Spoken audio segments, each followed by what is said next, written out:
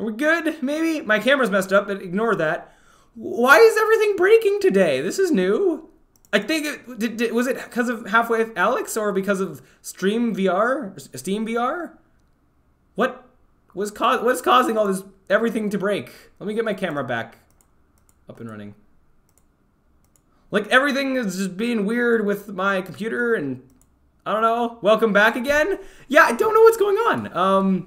But hopefully things will stay being fine. If this happens again, restarting my computer should fix things. I'm gonna guess that it's something with I've never had problems like this before, really. I'm guessing it's something VR related. And even my stream yesterday where I was doing VR stuff, it was fine. So I'm guessing something with Half-Life Alyx or just Steam VR stuff, I'm guessing that's what's causing all the breaking. So if this happens again, and even though I've closed that stuff, I think things might be open in the background. So if it happens again, I'll just restart my computer, I guess. I'm in a lot of buffer bursts. I don't know what that means, but okay.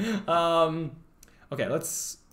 Even Streamlabs crashed for some reason. Very strange. Yeah, I couldn't tell you why, but okay. Let's I think everything's good again. We're gonna hope so. Yeah, okay. Hopefully we're good. Yeah, this thing takes a little bit to update, but yeah, hopefully it's fine. Anyways. So enough of my talking. I'm not going to get all this stuff done if I just keep blabbering. So what we're doing in the immediate right now is, so doing this VR stuff, which I'm not sure how far I want to go with this. Originally, I was just going to say I wanted to get it so that I could look around in VR in a Unity project and have hands that could hit stuff and maybe grab things and throw things. But now I've found this, is your PC updated? Just had an update myself. Apparently Windows 11 is out now. I don't think so. I don't think I've updated my computer that long ago. So no, I'm gonna hope not. I mean, and Windows 11's out now. I don't have Windows 11. Maybe I don't know if I'll upgrade to that at some point. But I'm guessing that it was a VR thing because I mean I'm thinking that's causing some sort of overload of something. But anyways, it seems to be fine now. We're just gonna pretend it's fine until something tells me otherwise. Because again, even yesterday, just doing VR with Unity seemed to be fine. So maybe just Half-Life Alyx was too much. Or just Streamlabs in general. I don't know. Okay. So what we're doing, so as I said, so what I initially wanted to get set up was, the upgrade path, the upgrade path from Windows 11 is to Linux. Oh, fair enough. I mean, I have Ubuntu. That's sort of Windows subsystem for Linux. That's Linux related.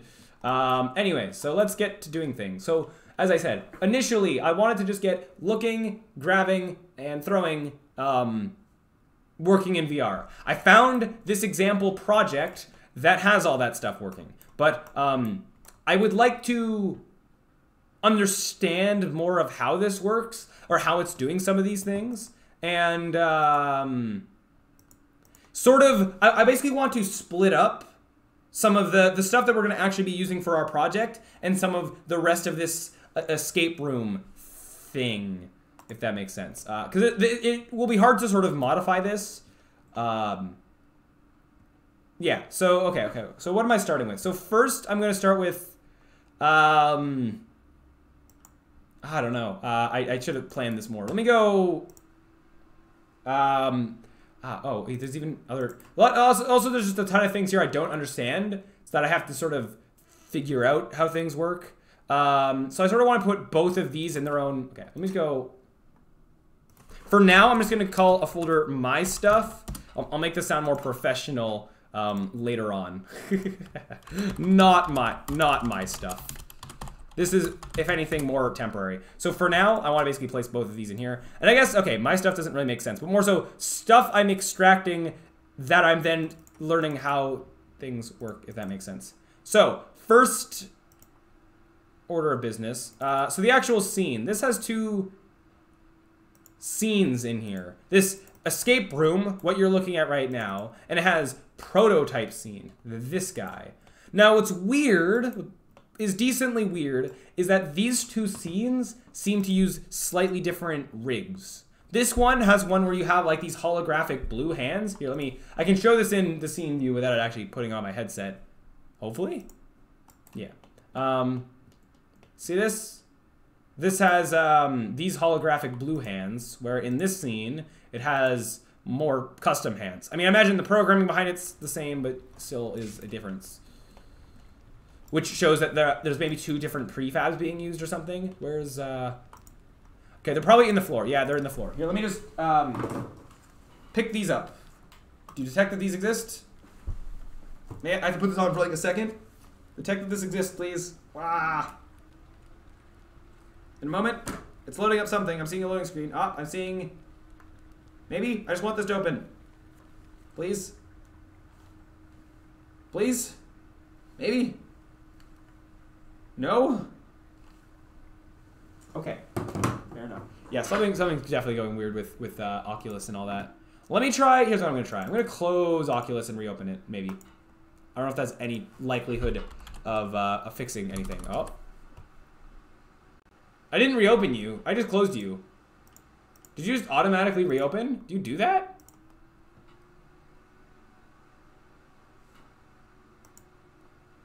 Why are things being so weird? I don't know. I don't understand. Okay, let's try opening that again. And now, let me make sure I can just see anything in here before I turn on the Unity thing. Oh, things are weird. I don't know how to describe what I'm seeing. Like the white matrix thing with then like black around the screen that is not updating with me. Definitely things are being weird and slow. Let me go out of the menu thing here. Wrong hands. Yeah, sorry for all this, yeah, ow. Oh, my hair, ow. Me just having to troubleshoot why everything just broke. Okay.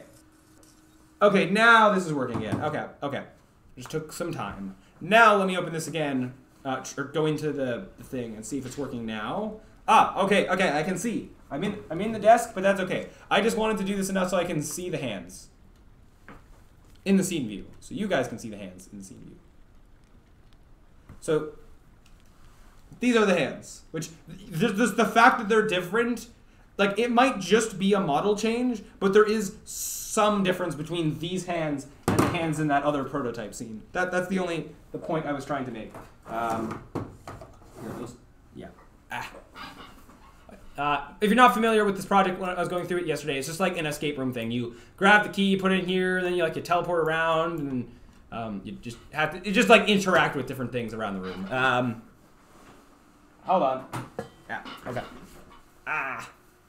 Okay. So with that, also, so looking at the actual hierarchy, let me first just look at the hierarchy of both of these scenes. So first of all, it's got these don't do anything. These empty game objects are just for organizing the hierarchy, which is a neat way of doing that, I guess. Sure, why not? So you got teleport anchors. So it has to do with, yeah. Why are you shaped like this? This has to do with how you teleport around the different areas, but why is it shaped like this? Like, do you see this? Like, why is it not like a vertical column? Why is the actual, like, outline of this doing whatever this is? I don't know. Let's move that back. Actually, I'm going to look at these now because I want to see what is up with the prefab here. So, anchor is... I guess that's, like, the center point of... Like, what is considered the center point of when you teleport to those positions. Highlight... Oh, this has to do with when you go to teleport to it, like when you're looking at it, it starts to do this visual effect. Yep, makes sense. Teleporter beam high. Okay, teleporter beam low. Oh, that's what this is. Okay, I don't know what these are. This teleport beam. This might have to do with, again, just more visual stuff, possibly. And then teleporter point. Okay, so this is the point. So I imagine... Anchor is what you actually, where you move. Glyph quad. 2 glyph quads. Oh, that's how this is done. It's 2 little symbols. Interesting. And then teleporter beam. This is the surrounding thing. Neat. Interesting how this is done. Because, like, this looks very cool. And yeah, now we're breaking apart how the different pieces of it work. Fascinating. So, like, for now, I don't necessarily, I'm not concerning myself too much with the fancy stuff. More so I'm concerned with, like, the programming of, like, how is the teleporting working? The actual moving from point A to point B and stuff like that. Okay, but if it's interesting how that's working. And now I understand why this has this outline. It's because the two objects that are just like that. Okay, now I'm curious of something. I just want to see this now. I want to just test my theory. Just to... Oh, everything good. Dropped a few frames there. I want to just test my theory that the anchor is within the center point of where I move to when I teleport. So, let me get my hands in here. You guys can't see. Oh, you can see. Okay. You see what my left eye sees. That's good enough for this. So, I have to not be in the desk. Hold on. Oh, no. I'm getting tangled. Let's not have that happen. Hold on. Alright. I'm in the table. So let me just... the starting thing here is you put the key in thing. Oh. This opens. You got thing here.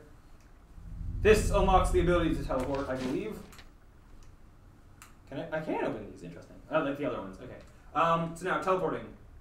This is the weird thing with what I guess, disagree with this game's teleporting. Is look at that. My hand. Can you see my hand? Oh, I'm over here now.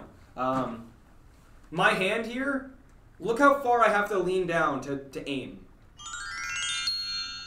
What the heck was that noise? I didn't tell you, what? Oh, that was, what? Something happened that just restarted the scene. I don't know, whatever, that's fine. Gonna ignore that, I guess. And my hair is in my face. Okay, but teleporting from a place. Okay. Oh, that's the 2 points. See how there's like a lower beam and a higher beam? That's why there's the 2 beams. That's just a visual thing. But it's neat. Again, our game that we're making won't have teleporting in it, but I'm still just, curious to see how this is working. Okay. So now what I want to just see in game is that if I move this anchor like here, does that change where I actually sort of show up? Let's just test this. So I changed the one over at the door. Oh, now I can't aim at it. Hey, no you don't. Why do you... That ding sound is usually... I don't know what causes that ding sound, but that ding sound is followed by restarting the scene for some reason, and I don't know why. My hair is just being so much in my face. I don't know what causes that. I don't know if that's some like error thing of like because I'm moving things around. If I just activate these, did these turn on? Yeah. I don't know if me messing with stuff in the scene is causing it to go like error, something's wrong, restart the scene. I don't know if that's what that is, or if it's something else. Because maybe me like taking off the headset mid-game is breaking something that it's not accounting for. I'm just seeing spinny wheel. I'm seeing the hourglass loading screen for all eternity. Okay, I broke something. Okay. So that's a problem. If taking off the headset and putting it back on breaks everything, that's, not a good thing. So let me just test this on its own. Without having done anything yet, if I take off the headset, so it freezes, and put it back on, you go back in the game? Okay. So I don't know why it broke before, but stuff like that we want to sort of iron out those bugs. We can't really have that. So the tag game was something that I just made as a school thing or whatever. This VR game is going to get played by actual people. Like, it's going to be actually used.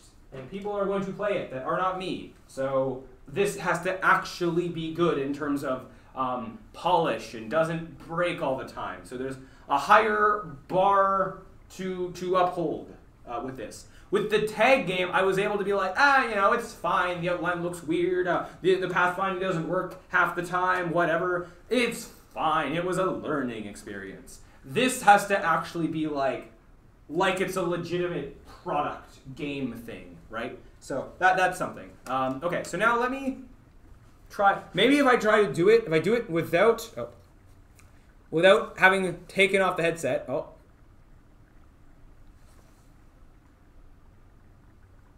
Okay, I can't do it. I can't do it. Me trying to like half take off the headset and move stuff around in the scene view wasn't working. Even like lifting it slightly was taking it out. So what I want to do, let me just move this first.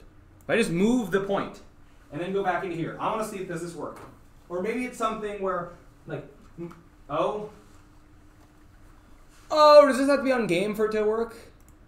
It does. Oh, that's a weird quirk. If I go to scene view, then I can no longer see. Oh, yes, I can. What? If I go to, what is it, this? If I go to scene view, take head off, and put it back on.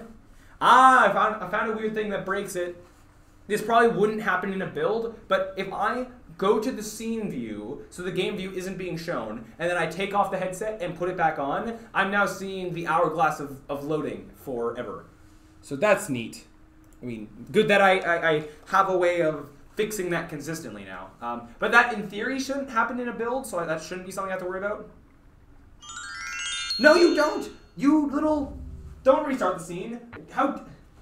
Why? It's this, right? So... What I... Right? No. Okay. What I know this game has, it has a weird thing where when you look at this, it brings up this menu. Yeah, it's only when you look at it.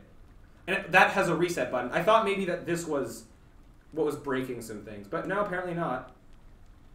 I just unlocked... Oh, this has a thing to just unlock the teleporters and turn off like the dialogue. So... What's causing that random restart? I want to know what's causing that so I can turn it off. Because I want to break the scene, but not have it actually do this random restart thing. Please? What's in Don't Destroy on Load? Is there anything under there? No? Okay. Teleport anchors. I just want to... So moving... Oh, yeah. Okay, so moving... hold on. I can do this. Hopefully I can do this. Okay.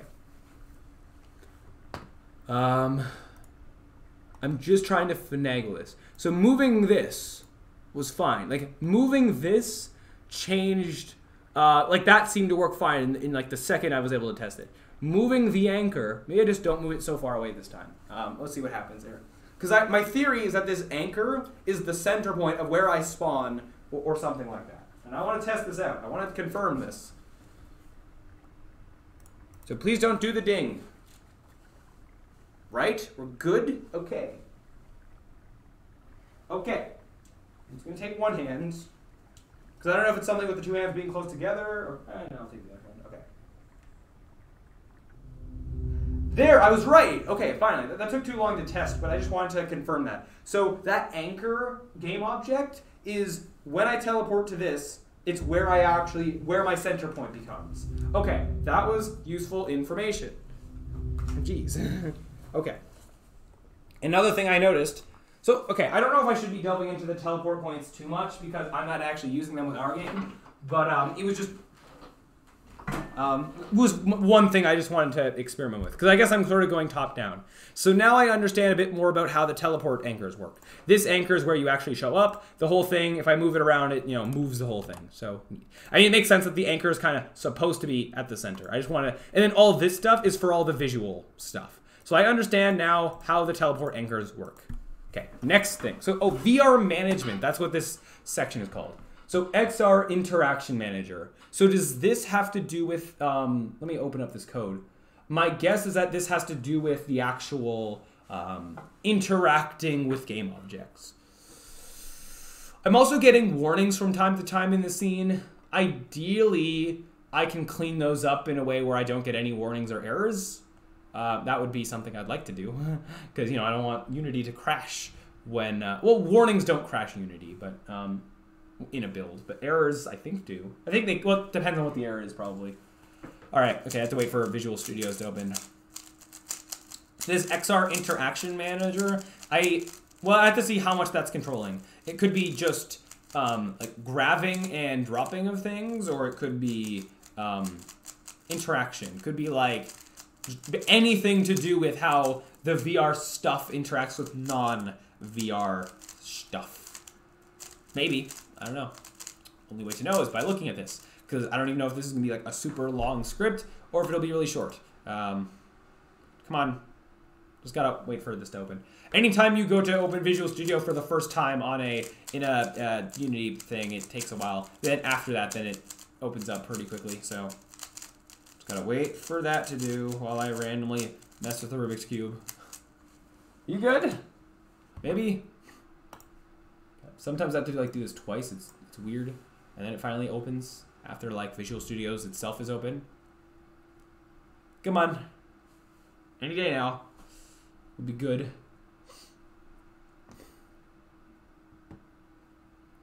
Come on, there you go.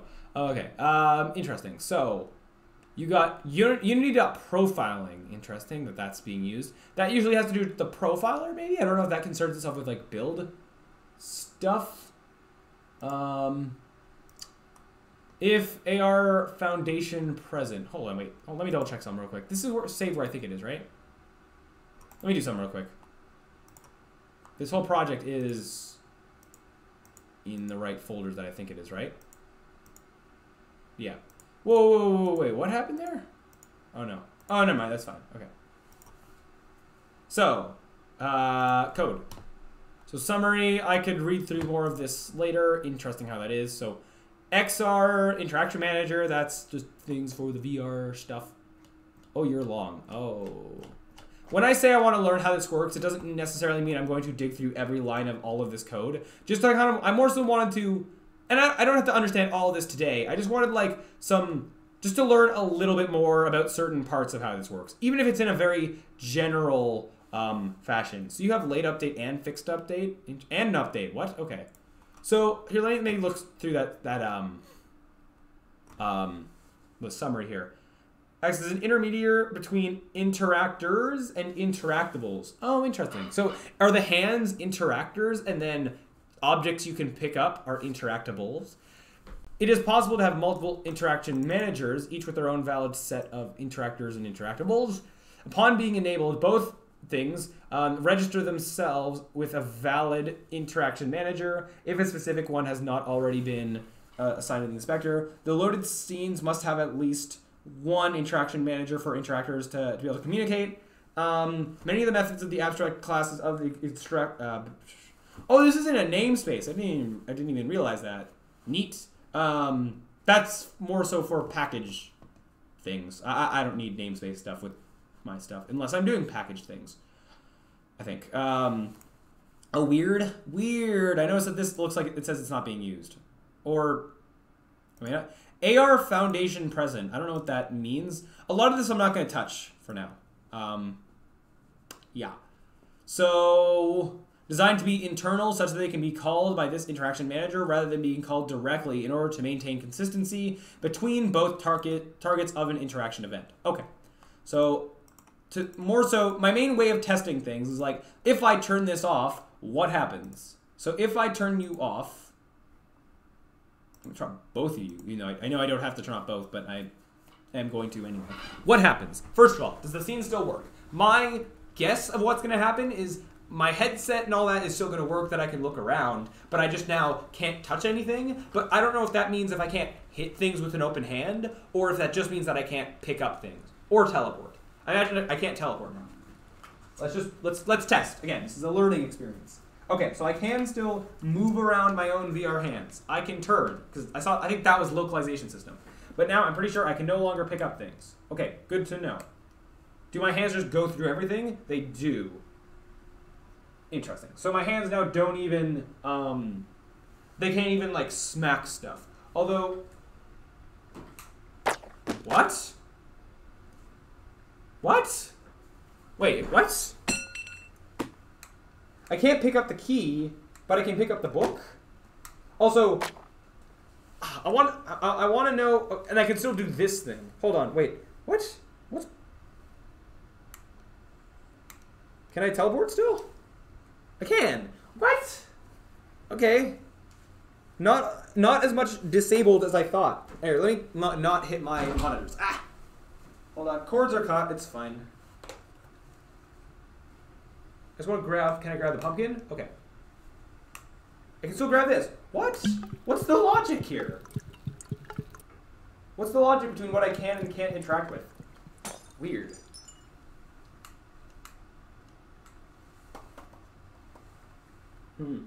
Now, yeah, no, it's weird. So it still like highlights, I just can't pick it up. But it's weird how it's doing this like 50-50 thing. I thought it would just not work at all. So interesting. Here, let me, first of all, get this tag to stop being, or the cord to stop being tangled. So next thing I want to just try, turning a game object off is different than deleting it. What happens if I delete it entirely? Just petting the pumpkin? Yeah, that is what I was doing there, isn't it? Okay. Because here's a interesting thing for you. Just disabling a game object in Unity is a bit different than actually deleting it not being there. When you disable a game object, you can still, and one, you can get a reference to it to like turn it on and off, but you can still access information on it. With code, a code being disabled, you can still call functions on that code. When you uncheck it in the inspector and all that, that just stops it running like the automatic functions. So like update, start, on enable, awake, it stops those functions from running on that object. But you can still call functions on that object from other scripts, which is what maybe could be happening here. So now I can look around. Imagine this makes sense. This is probably some just visual thing, so it makes sense that this is not something that gets disabled. Actually, local motion system might be what's handling the teleporting. But let's see now. So I can't grab this. I can. What? Okay, first of all, it's cool that you drop like that. So what can I still do? I just deleted that interaction manager. But it looks like I can still interact with everything. Did it instantiate one? I wonder if it noticed, like, hey, there's no interaction system in here. I'm going to make one. I wonder if it did that. Did it? It did! Oh! It knew that there wasn't one here, unless there was just two in the scene. I'm going to delete that one. I want to say no interaction systems. Okay, cool. That's kind of cool. Interesting catch. Okay, so now one of my hands is gone. I expect that things broke. That's fine. So I think now I can't grab things. Can I still teleport? Oh, this is weird. This is going somewhere off over there land. Okay, so as I said, yeah, it makes sense now that things broke. Let me reset the scene. This reset everything, which now I think just spawned another one. So let me just, before I even grab the key, if I delete you. So now okay, I don't know why the hands broke, but I have my hand back. But now I can't pick this up.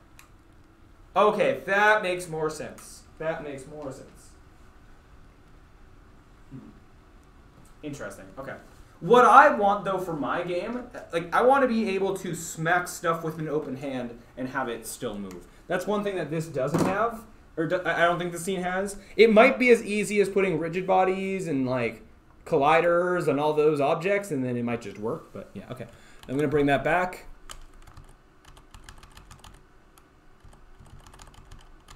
Let me just back up. Even more so. Okay, so now next is local motion system. Is this just the turning, or is this, okay, teleportation provider. Snap turn provider. Okay, so I imagine this is something that probably like links all these things. Timeout, what's timeout do? Do you have a definition? The timeout in seconds for exclusive access to the XRRig. I don't know what that means, but whatever. Okay. Next thing to test. So I think I can read from this that like if I disable this, I imagine the teleporting is gonna break. I think that this is the teleporting, this is the turning. That looks self-explanatory enough for me that I'm not gonna test every single thing. Yeah. Okay. So we got XRRig. So this is the rig itself. So rig base game object. Camera floor offset object, camera game object, tracking origin mode, floor device not specified, okay. Master controller, disable setup for debug, starting position, okay. Oh, you are in just the center of the room. Oh, so I don't place you to a starting point, I have to tell you the starting point. And then teleporter parent, that's for the teleporting. And then reference, you reference your hands, okay. Interesting. Yep. Okay, now I notice things here. There's XRRig, and then there's SFX player. What are you? Oh, wait. Oh, that's sound effects player, not actually another player. You're just like under the map. Oh, this is a ball. Huh? Didn't even realize that before. Why are you just there? SFX reference source. Okay, so that's something sound effect related. Like that's not as important for me to dissect. UI hook. Which house? UI hook. Left UI line renderer. So this is, what do you do? What are you for? I won't tell. Oh, that's the eye thing, isn't it? UI hook? Wait. Yeah. Set active false. Left UI line renderer. Okay, I think this looks, okay. Oh, this will be picked up automatically by the wristwatch when it gets spawned by the scene and set up the buttons. Yeah, okay. So this is for the, when you look at your hand, it does those things. So I don't want that in my scene, but yeah. It seems good as like a debug menu, kind of. That's essentially what that is. It's like a debug menu, but in VR. CC system, closed caption system, I imagine. Oh, you have scriptable objects for your all your entries. Oh, okay. Oh no, wait, this is for, oh, closed caption. Oh. Okay, interesting. So you're for when sound effects play, yeah. So this does have the sound effect and the text associated with it. Neat how that is. Okay. Next, that's this system. I don't need to go through all this. You have a canvas under you? Okay, world space canvas. Interesting. Okay, event system for that makes sense. Okay, visuals. Now this is, yeah, more visually stuff. Okay. What does this scene look like without its post-processing? I'm curious. Not very different. Sure, there's subtle changes, but interesting. Whatever, anyways, yeah, so that's stuff I can play around with more later. I'm fine with kind of like a lot of these default settings. Oh. Why is this should be causing changes? Are some of these changes only happening in the... What? Post-exposure... Wait, why is this not doing anything? I don't know. Whatever. Let's just kind of undo back to safety. Wait, why are some of these just not working? You not... What? I don't know, but whatever. I'm not going to mess with it right now. It's fine. Ambient audio. Okay. And audio stuff. Environment stuff. Okay. Ending sphere. Oh, okay. This is a bubble where when you enter this bubble, it, like, ends the game, I imagine. End sequence. Yep. Called it. Okay. Next thing. Interactables. I want to see what's up with the actual things you can interact with. So, like, this key. What do you have going on? So you do have a rigid body. Interesting. XR offset. Grabbable. Okay. Colliders. And you have... Okay. Interesting. Custom reticle. Movement type. Kinematic. Velocity tracking. Instantaneous.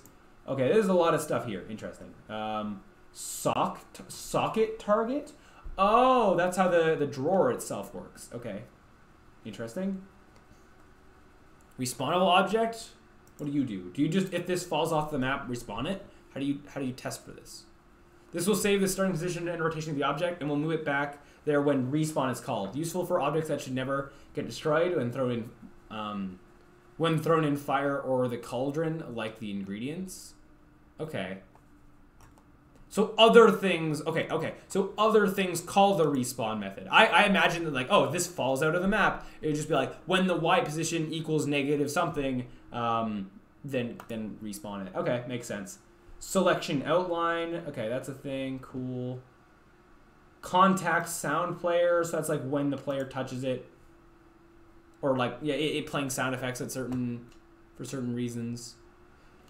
Okay. Next thing, these bottles. I want to know how their water is done. How is that liquid done? Okay, so XR. So anything you can grab has this XR offset grabbable. Fair enough. Makes sense. You have a potion script. So potion type. There's different types of potions. Oh, that's just for the escape room thing, right? Oh. Or do different potions have different properties to them? Oh, this one's just oh, wait, hold on. Yeah, whatever. That's not as important. Plug object. Okay, so it has a reference to the plug. Particle system liquid, particle system splash. Fill amount. That has to do with how filled it is. If I change you to different amounts, do I actually see you being... No, I don't actually see you being filled differently. Okay. Audio clips. Okay, cool. Mesh render. Smashed object. Okay, so interesting. So, yeah, I figured that this was the case. So, when this is a bottle you can smash. When it actually smashes, it just gets swapped out for a different object. I want to now see what that looks like. Oh, it's actually a child object. Oh, it's the same thing. It looks the same, but it's actually made up of a bunch of different meshes that then have... Do you just have rigid bodies? Yeah. Makes sense. That's a, yep, perfectly reasonable way of doing it. Interesting. Okay. So the actual liquid itself, though. Oh, I see there's a liquid thing here.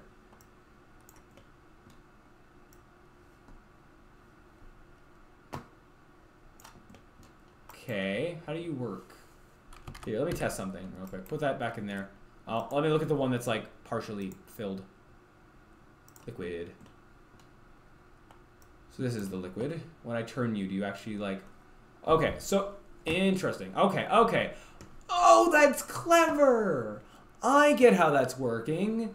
So what this is so I guess there's this mesh here. Oh, your mesh called liquid?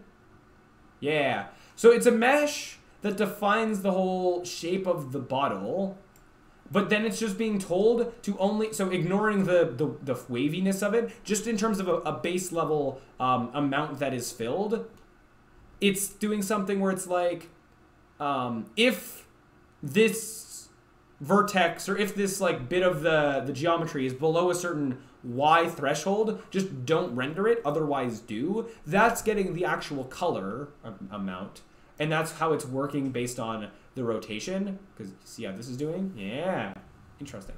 And then there's more fancy stuff beyond this in terms of that amount like slightly going up and down, and another threshold between like this top layer and the actual thing here. This has some kind of a scrolling texture. It's all shader graph stuff. Okay, liquid fill. Ah, yeah. See, that's that amount. Okay, edge thickness. That's this edge amount. Okay. Cool. Main liquid. Okay, so these can have different colors. Okay. So there, now I know how to modify this to get this maybe look more like water if I wanted to. You know, pick a better color. Can this be transparent? Might have to program in into the shader its ability to be transparent. So, but that's interesting though, how that is. Okay, what else was there on this? So, yeah, that's basically it. So the other cool thing is that this is a shader graph, which means I can actually look at the shader graph of it rather than the, yes! So, rather than actual shader programming that I do not understand. So how much of this is what I actually said? So this looks like, see, it gets the positions of them. This is actually going to be X, Y, Z when it splits, it's splitting a position. The world position, wait. Would you get the object position? You do get the object position. Haha. Okay. Well, okay. I don't understand necessarily like every last piece of this. Just the general ideas. So it does take time. You don't do sign time. Okay. Add. This is something I am not touching. I'm not gonna mess with this. I'm just gonna let it work. Oh, wizards. Just wizards. People who understand this stuff. Wizards. Interesting, though. Very interesting. Huh. So I think if I wanted that actual water, if I wanted the liquid to be able to support transparency, I'm not going to do this, but I think I would do something like, so the number going into this alpha is coming directly from here. I would want to take the alpha of wherever main liquid is being used. Where is it? Main liquid, this. I think if I multiplied the alpha value of this and this, and then put that together in alpha, I think that would allow water to be transparent. I'm not going to mess with that right now, though, just as a general thing that I might do later on. Okay, so that's how that works. Fascinating. So that is just a thing, that everything that you can grab has this XR offset grabbable. Interaction layer mask. Interaction layer mask. Oh, that's to make things go through things. Oh, layers. What layers and tags exist here? So we've got ignite. Interested to see what is using ignite. And so we got grabbable, hands. Wait, you can grab this. Why is this not on the grabbable layer? What's that for? Is there anything using grabbable? There's this grabbable layer, but I'm not seeing things that are using it. What's being used by the grabbable layer? Okay, whatever. Hands, teleporter, no hand collide. Interesting. Like, yeah, interesting. Simply put, just interesting. I noticed that this instruction paper, this is something that I think you can grab, but it doesn't, it floats when you let go of it. So it just, oh, you have a rigid body. Oh, a rigid body is kinematic, fair enough. So do things need a rigid body to be able to interact with them? If they don't have rigid bodies, can you still touch them? Let's find this out. If I were to delete the rigid body on here, oh, okay. Can't remove rigid body because that script depends on it. So even if it's kinematic, it needs a rigid body. That's fine, sure. In our game, everything you can interact with will be stuff you can move. As I said, I want you to be able to have like a thing on the desk and being able to, even though you don't grab the thing, being able to just move it around with the hand, even though you aren't actually grabbing. So that's something I would like to happen. Interaction, layer mask. Yeah, okay. Retain, transform, parent, track position. Retain, transform, parent, track position, smooth position, track rotation. Okay. Smooth things. Okay. Throw on detach. Throw smoothing duration. Throw velocity scale. Okay. Force gravity on detach. Force this object to have gravity when released. We'll still use pre-grab value if this is false. So you can have something not have gravity when you grab it, and then when you throw it, now it suddenly has gravity. Interesting. Interactable events. What? First/last hover? Hover, select, activate. Okay. Okay, interesting. I think, long story short, I think I've done a lot more than I can understand now. I get that I'm not doing a whole lot. This is more so just for my own knowledge, because I'm going to be dissecting this a lot more. I don't know if I really care to be, shall we say, dissecting it now. I'm also going to hold Control-Z now just to make sure I want to leave this scene in perfect working condition to potentially come back to. I don't want to dissect this in a way that's going to break the scene itself. Right? So, yeah, I want to sort of keep this as a copy. For now, anyway. Eventually, far off, we'll probably delete this scene, but, yeah. Okay, so what next did I want to look at? The actual XRRig. What are the different pieces of this? Okay, so XRRig, that's the player, that's the VR stuff. You got master controller and you got XRRig. Okay, and so interesting. So master controller actually has references to the hands, so I imagine that's, you know, making the hands move and all that. XRRig, I don't know what the difference is between these two scripts. Let's go look at them, shall we? So open up this one. XRRig is typically attached to the base object of the XRRig. It stores the game object that will be manipulated via local motion.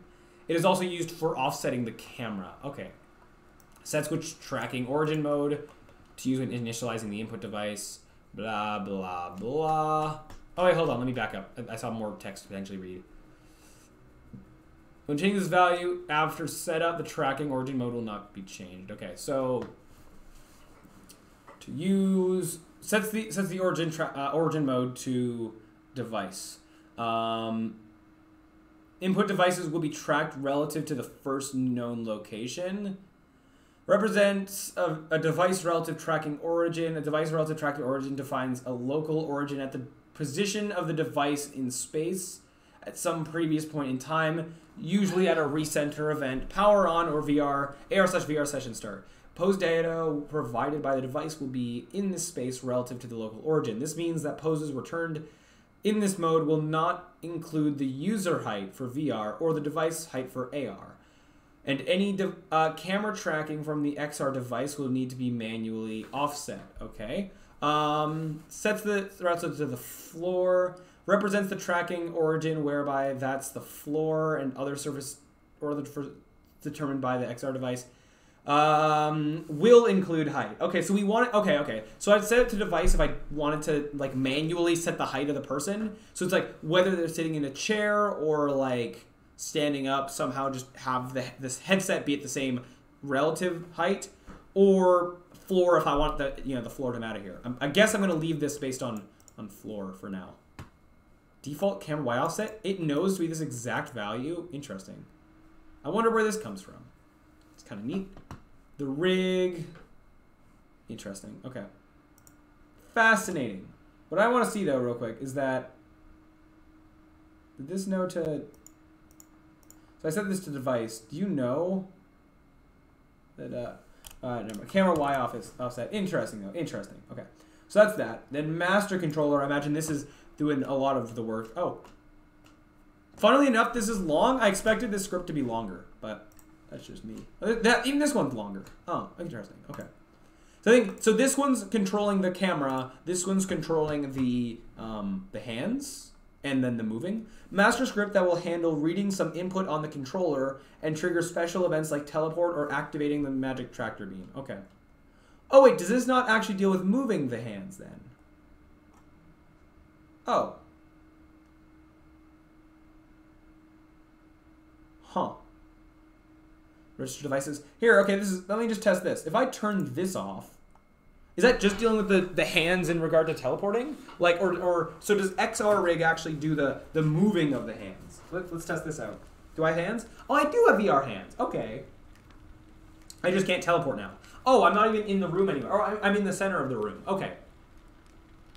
And then these are permanently on. Okay, interesting. So XRRig actually moves the hands and the headset and the looking around. The master controller is specifically for teleporting. So for our project, we don't actually need that. I'm not going to delete anything of that for right now, but eventually I imagine we're going to basically be deleting all of the teleporting code. Because we're just not using it for this project specifically. It just happens to be the case that we're having it all be in one area. So that's a thing. Okay. Okay, so I think at that point, I think it now... Oh, wait, I want to actually look at the tiled objects here. So we got camera offset. Makes sense. Main camera, this is where the magic happens. So how does this know to be a VR camera? Tracked pose driver? Device? Okay. Pose source. Center eye. HD reference. Head. Color camera. Tracking type. Position and rotation. Ooh, I can... Ooh, okay. This is where more testing of things. So me setting this to position only. Does this mean it'll only track the position of the headset, but now I can't look around? Oh god. Oh god. It's you have no idea how weird this is. This is motion sick inducing. Not really, but it's fine. So look, it tracks position. It doesn't track rotation. That is, you have no idea how disorienting that is. I also I forgot to bring back the master controller. So let me now go back to this, and if I set it to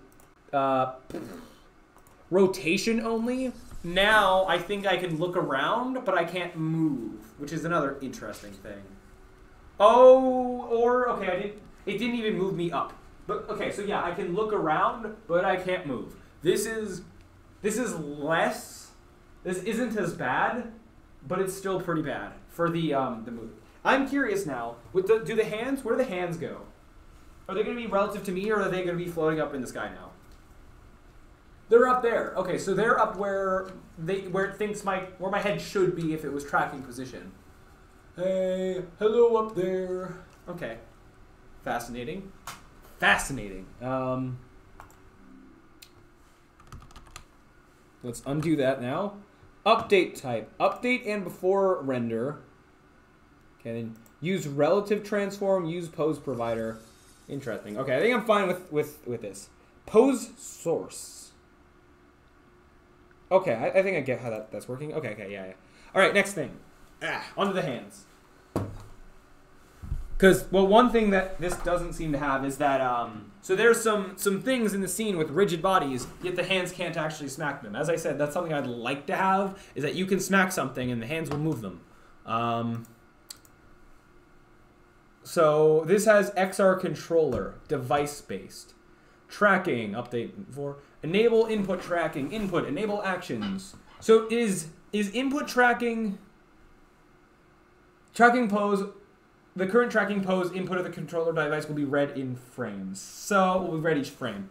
Does that mean, wait, so does current tracking pose input? So that's not button input. Here, let's test this. If I disable this, this would mean that I can move around the hands, but now it won't track button inputs. I'm in the table again. No, it's still moving one hand. Oh, it's on left hand. Oh, no, I disabled left hand. Okay, so, yeah, or wait. Yeah, so looking down, I think you guys can see this. The hand isn't tracked, but I can still do button inputs. That's fascinating. Like, all this stuff that I can mess around with is giving me all these, like, ideas with VR stuff. Like, imagine a game where it's, or imagine even a part of a game where it's like, you don't have your hand, but then it's like, oh, look over there. See, your hand's in the distance over there. So now you have to move that hand that's in the distance to, like, grab something or something like that. Or imagine, like you have an extendy hand or whatever. Like, where it's like, oh, the hand, go! And then your hand shoots across the room and can grab something, and then it, like, comes back to you. Imagine that in a VR game. Anyone, feel free to steal these ideas, because I would just want to play something like that. Imagine that! That's actually a cool idea with a VR.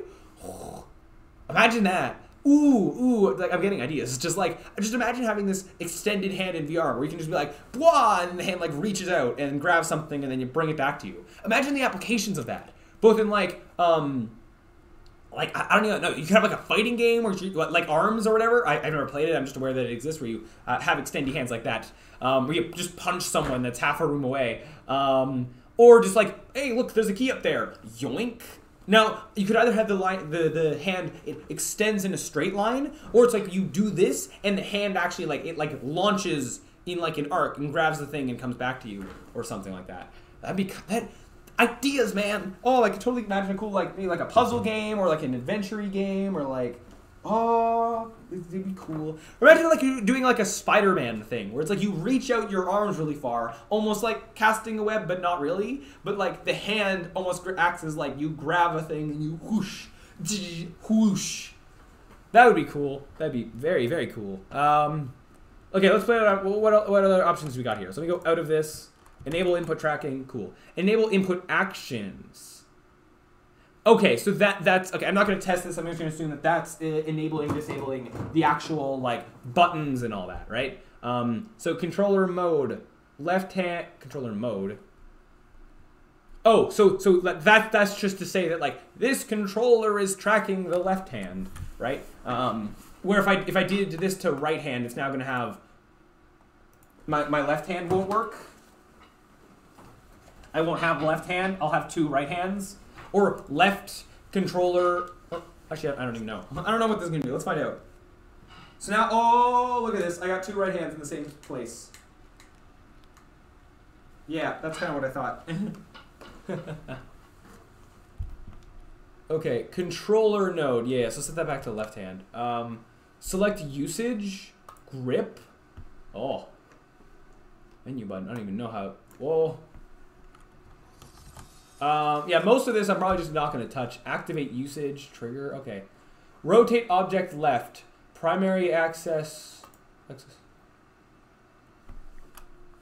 Okay. Interesting. Interesting. Model. Oh, so model left-hand controller. Oh, model prefab. Okay, so this is where we can swap out the actual models of what the hands look like. Model parent. Model transform. Oh, it has there. Okay, model transform. Cool. Animate model. So this, if I disabled that, is that going to make it so that I can still grab stuff, but it won't show the hands actually bending, right? Is that what that's going to do? So this hand doesn't do anything, but does it still work? It still works as a hand. That startled me. That was loud. But it just doesn't show anything now. Fascinating things. Fascinating things indeed. Okay. Okay. Interesting. So, there's another script here. So, XR direct interactor. So wait, and then alignment trigger, magic tractor beam. So this is specifically for that's the pulling things towards you. That's fine. Okay. Alignment trigger. So it has a sphere collider. Why do you have a sphere? Oh, you have a trigger collider for what you can interact with. Oh, so actually increasing the size of this might increase the size of, it might make it then, easier to interact with things. Although then it might make it hard to, if two objects are close together, to grab the right one. That have to be careful with that. So XR direct interactor. So interaction manager, that's this. So this gets set on start. So it's none right now, but I think it gets set on start. Interaction layer mask. So everything but no hands collide. Okay. Attach transform. Oh, that would be even neat. Okay, if you can change that on a hand-by-hand basis, that means you could have both hands like being able to interact with different things. Imagine like if you color the hand model, like your left hand is blue and your right hand is red, and then you have like in a game like your left hand, the red hand, can only grab like red objects, and your right hand, the blue hand, can only grab blue objects, or just for some weird reason if you did a game like that. Or just like there could be other applications of that. Just that can be neat. Or more realistically, if you had like, if you just had other reasons to do that, like I don't know, maybe that's something you change on runtime, or if in one hand you're grabbing something, or if you just want to like disable this hand's ability to grab stuff temporarily, like maybe there's like an enemy you're fighting, it's like a spider type thing. If it shoots like some web at you or whatever, then it hits your right hand. Now your right hand's all like covered in something, in like webs or something. So now you temporarily can't use it. So then you could like disable the ability to grab with that hand, but you can still use this hand just fine. Stuff like that. Interesting. I'm getting a lot of ideas for things. A lot of them aren't going to be implemented in this game, but it's just interesting stuff to think about. Stuff I never really thought of before because I've never delved into how all this works. Select action trigger, state change, toggle, sticky. Interesting. Hide controller on select. Ooh, this is the thing I actually want to change. Because this is something that this game does. It looks like it does it on purpose. That I don't want in our game. Where I want that when you grab something, I don't want the hand to disappear. This is it. I prefer this. I don't care that if it looks like, the hand is not moving with the hand properly. Ideally, we figure out a way to make this better, but I like that the hand is still there. I personally prefer that the hand doesn't go away. That's my thing there. Both Half-Life Alyx and Boneworks work that way. It's just this game specifically doesn't. Here, let me go over and then grab other things. I can understand that, like, this might look unnatural or whatever. So if you can't program in, having it actually go to the hands properly, maybe then it looks less polished or whatever. But I think it's less disorienting if your hand doesn't disappear. When the hand disappears, I find it's just a little bit more disorienting of like to turn the object how you want. Because then like the axis of how this turns is a little off from what you might think it is. So that's just things. So hopefully, maybe I can find ways to have this happen better. Like when you grab the object, have it actually move towards the hand a bit more. Right? So it's something we can fiddle with anyway. Yeah, I can see why this might be a thing where it hides the controllers. But I personally, I think we're gonna try for our thing to have the hands not disappear. But that's just me. Or yeah. But right now, though, as I said, I want to leave this scene as untouched as possible, so I'm gonna not mess with it. Okay. Audio events. Weird. Haptic stuff. Oh, cool. Interactor events. Interesting. Cool. Alignment trigger. Oh, required match. Oh, interesting. So is this the hand pull the out thing, or is this for the teleporting? If I turn you off, let me test this. I don't like how this game thing has its magic tractor beam set up. So right now, oh, it still works functionally, but hold on, let me double check that it was for the magic tractor beam and not for the I'm not gonna hit anything, right? Okay, just making sure. Not for the teleporting. So I turned that script off, though. It's still working because, again, disabling a script is different from actually deleting it. So I'm assuming now, if I were to remove this script, so the visual thing still happens, but now it doesn't pull towards me at all, which makes sense. What? You did? Oh, maybe it's a different thing doing that? What? Now I'm more confused. Oh, wait. I disabled it only on the right hand. Ah, that would make sense. I only turned it off on the other hand. Okay. That makes sense. This is kind of cool. Woo! One thing I'd also do is that, if I did some kind of a tractor beam like this, where you have to pull the stuff toward, where you can pull the stuff towards you to make it easier to grab, I would probably do this like, I think Boneworks does it this way, where it pulls towards you and then automatically grabs it. Or more specifically, so what Boneworks does is rather than it being a button, so Half-Life Alyx has you look at it and flick. Do you hold a button when you flick? I forget whether or not you do, but anyways, you flick. You flick and then you grab.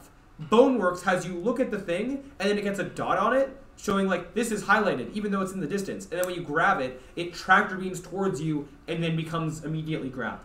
I think for our game, we're gonna do that method. The pulls towards you and then automatically grabs. That's the idea anyway.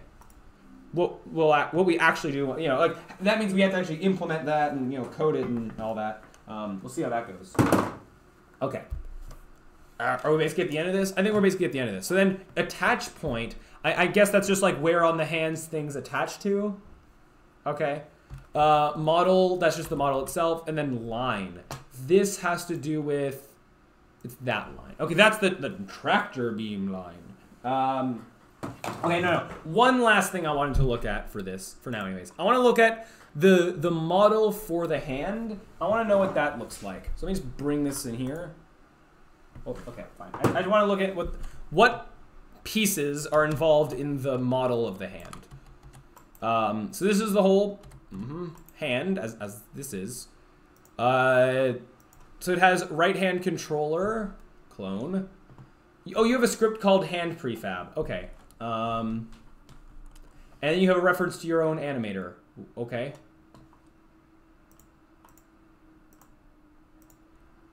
Let me just go. You have a canvas? Oh, this is the wristwatch. Okay, so this is I can ignore the wristwatch. We are 100% not having such a wristwatch in our game, so I'm not even going to bother going through that. I can look at it a little bit, but I think I'm fine with skipping that anyway. Okay, so now now this becomes like how a model has different pieces to bend and all that, and maybe a rig or something. So it has wrist, yeah, all the different parts of the fingers, yeah. What happens if I do this? Oh, you don't, that's just for like the rig, right? Is this being like overridden by stuff? Yeah, I imagine I'm not gonna be able to just mess with that so directly. Let me now look at the model itself. What is your file type? Are you an FBX? Are you a .blend file? Oh, okay, that's the prefab. I want the model of the hand. Here, let me go. Wait. This, I want to look at, index end. You know that. Okay. Hold on. Let me look at the left hand. I want to look at the one without the watch. What's which hand? What's witch hand?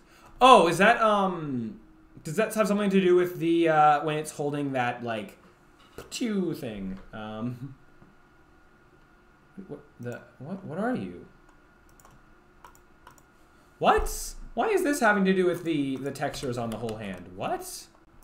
Or never mind. I guess I'll... Oh, I know. I understand. This is for the animating. This is just like Blender. This root is for just the animating stuff.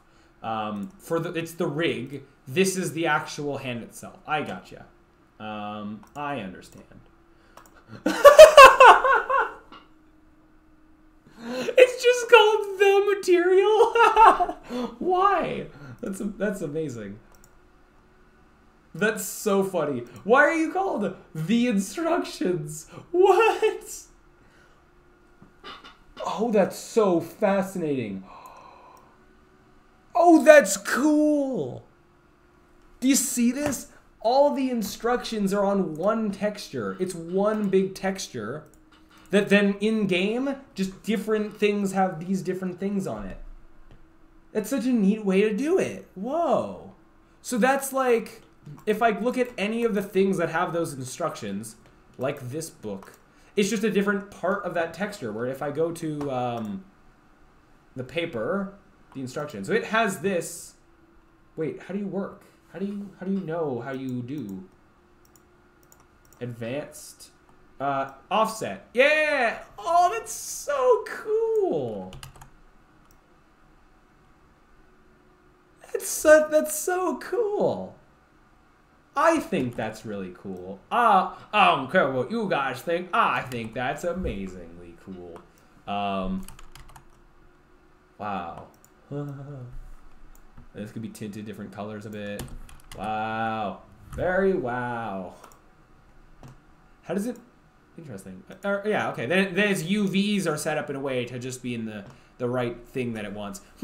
One Hit Gaming. Hello, hello. Welcome to the stream. We are experimenting with a lot of things. We're going through a lot of cool things. I'm just being blown away by a lot of cool things in this. Or, well, just right now, something really cool happened. Beyond that, I've been experimenting with just learning how a lot of this example game, how a lot of the programming behind its VR stuff works. I'm kind of almost at the end of it, so yeah. But this is quite cool. Quite something. So what I was just discovering is that this has nothing to do with the VR part of it. It's just that this instructions thing, so there's different parts of this scene that has these instructions on it. It's all one texture, where then the actual thing is using a certain, cutout of this one texture. So like this thing here is like the bottom right corner of it. I think, where is it? Yeah, over here. This is at the left side of it at the bottom. This part over here is like, it's this thing. No, it's this one up here. So that's cool. I've been here for about 20 minutes. Fair enough. Well, yeah, you've just seen me being in awe at all the stuff going on here. Like, you can look at the fire and like, oh, I love this smoke effect. That's awesome. Okay. Just so many cool things here, simply put. And look at this little ghost guy. Anyways, I think, so what next am I doing here then? So the hands, I wasn't done with the hands. I wanted to find the actual model of the hands. Oh, that's like all this stuff. This book actually opens. That makes sense. It's just like two pieces that open. Oh, and you have instructions in it. Okay, interesting. I'm looking for the hands. Which hand? Oh, hand proto. Interesting. Okay. I just find it really funny that this is called the material. But, yeah, what are you in terms of, are you in FBX? Probably, if I had to guess, you are. Which means I can import you into Blender. Let me do just that. We might use these proto hands, but yeah. Okay. Let's wait for this to Blender. Wait for this to Blenderify. So then I want to just go File, Import, FBX. Let me get the hands. Whoops. If I just go to, I can close this for now anyway. If I just go to this, Show and Explorer, oh no, not that. hold on. Then I copy this, put it in here. Now I just gotta find whatever it was called, hand or something. Why are you in reverse order? How about you don't do that? Hand. Okay. Let's look at the witch hand. Okay. So that's how you are. Root, witch hand. Then you just have the bones. Okay, that's what I figured. That makes sense. Do you actually, when I imported this, do you actually work in that, like, can I animate you? Oh, I can. But that don't bend too great. Although, I don't know how much I care about that. I mean, I think that I do care, but wait, yeah, why does it not look like this? So it's doing this in Blender, but it's not doing this in, like, it doesn't look this crooked in the actual thing, right? I'm pretty sure. Oh, Blender, can you also don't have your materials. Sure. I mean, yeah, then I can bend this. Let me look at this here. Ugh.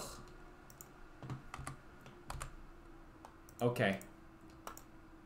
So if I go back to this, I didn't actually save that, but I just want to see, like, I just want to see the hands bending in here. So I think that might be Blender causing some issues or something. I don't know. Because these hands weren't necessarily made in something that was a Blender file. I just imported the FBX. Okay, so with these, though,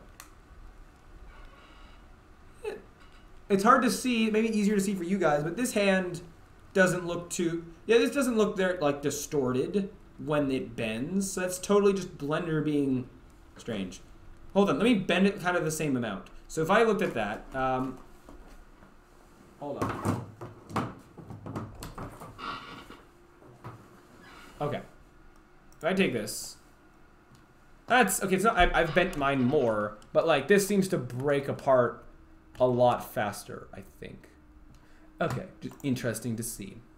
Anywho, all right, I think I've had my fun. No, wait, one more thing. One more mystery I want to solve is that there's these two scenes. Now that I understand this more, I might be able to crack the code on this. Where, yeah, don't save anything with that. So there's this scene as well. I'm not going to look at everything in this scene. It should be all the same. One thing that I know is different for some reason is that when I start in the scene, my hands are broken. I had to figure out how to fix this manually. Where right now, look at that. See how my hands are in the air? You know, that's not supposed to happen. They still work. Right? No. Well, no, okay, I grab things from where my hands are, but, like, the hand models are off. Now that I've learned things, I guess this is, like, my challenge. Can I figure out how to fix those hands so that they spawn properly? Okay. Now, one thing I could maybe do is go in this scene and go apply prefab, and then the other scene click revert. I feel like that's going to break more than I would want it to. So my first inkling of a thing. So left, if I can just fix one hand, I should be able to fix both. So this left-hand controller has positions of all zeros. Model transform has positions 0, 0, negative 0.02. Okay, now what about the other one? This camera offset. So left-hand controller, all zeros. Model transform, same. Okay. You are at a -1 though. Was the other one? Did the other one have a -1 there?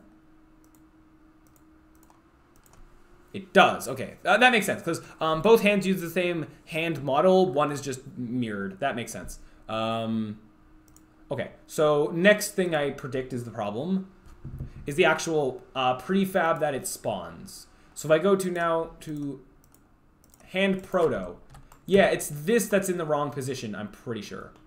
So I would want to, do I want to zero that out completely? Let's find out. In this scene, what are the starting positions of that hand? XRRig, offset, left hand, model, this guy.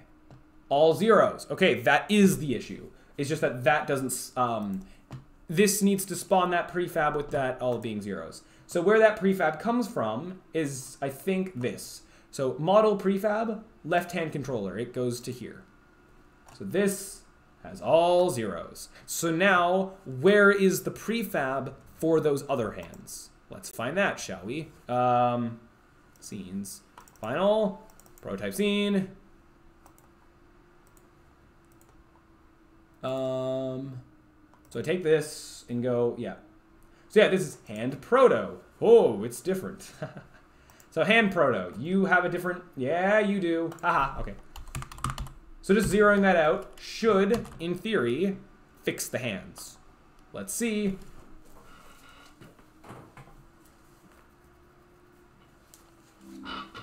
And I couldn't probably see from the scene view, but yeah, did it. Figured that out. Cool. So, yeah, pretty nifty. The this being transparent, it does a weird thing from this angle. It looks fine from this angle, oddly enough. Or, yeah, I don't know why.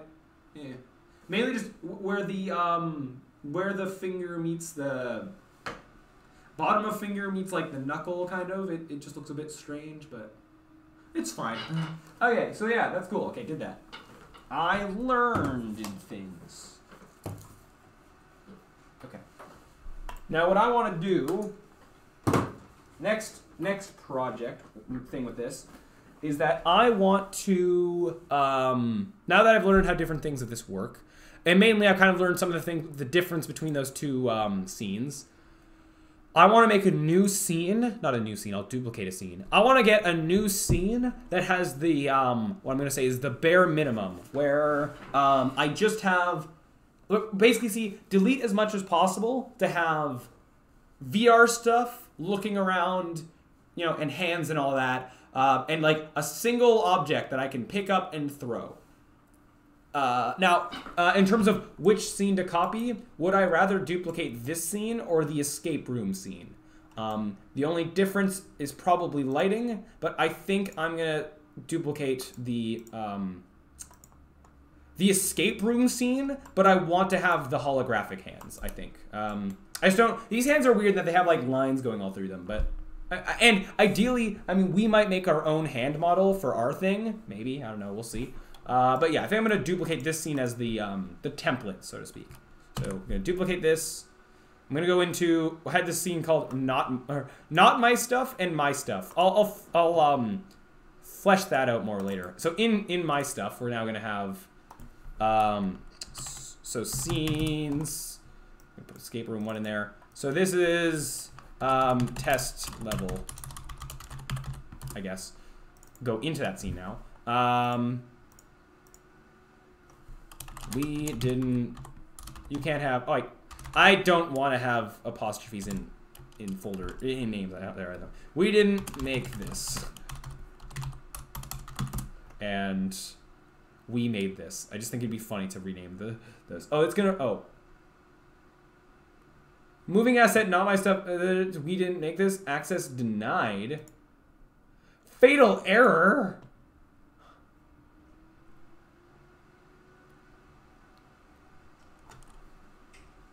Okay, Unity, you do that. You do those things. Okay. Oh, did it may have had to do with this being open here, maybe? I don't know. Here, let me do this. This might break some things. We're gonna hope it doesn't. I should be able to rename this. I just wanted to rename this too. We for my group, we didn't make this. We made this. Eventually, this will be more professionally named, but and I shouldn't have to rename the meta folders, but I will anyways. This one was we made this. We didn't make this, and I just didn't want to have an actual apostrophe in the folder name. I imagine that has the potential of causing weird issues. Okay, let's do that. So let's get this back open. Yep. Wait, hold on. 1 second. One minute or two. Just my stream thing that I have on my phone over here. Okay. Wow. So now this will go up to 2. Just having my phone watch my own stream. Which I thought it was, but I guess it wasn't. I accidentally closed it at some point. Probably the last time my stream died, actually, now that I think about it. Okay, yep. So.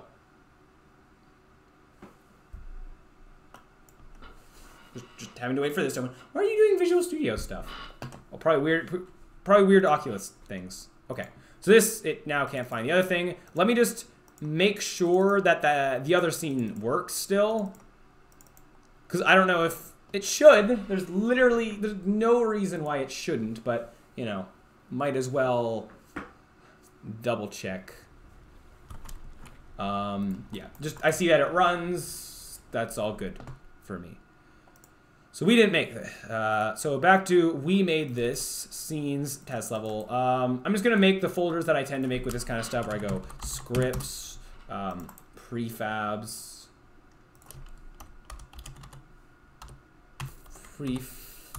prefabs, materials. Just kind of getting some of this infrastructure here.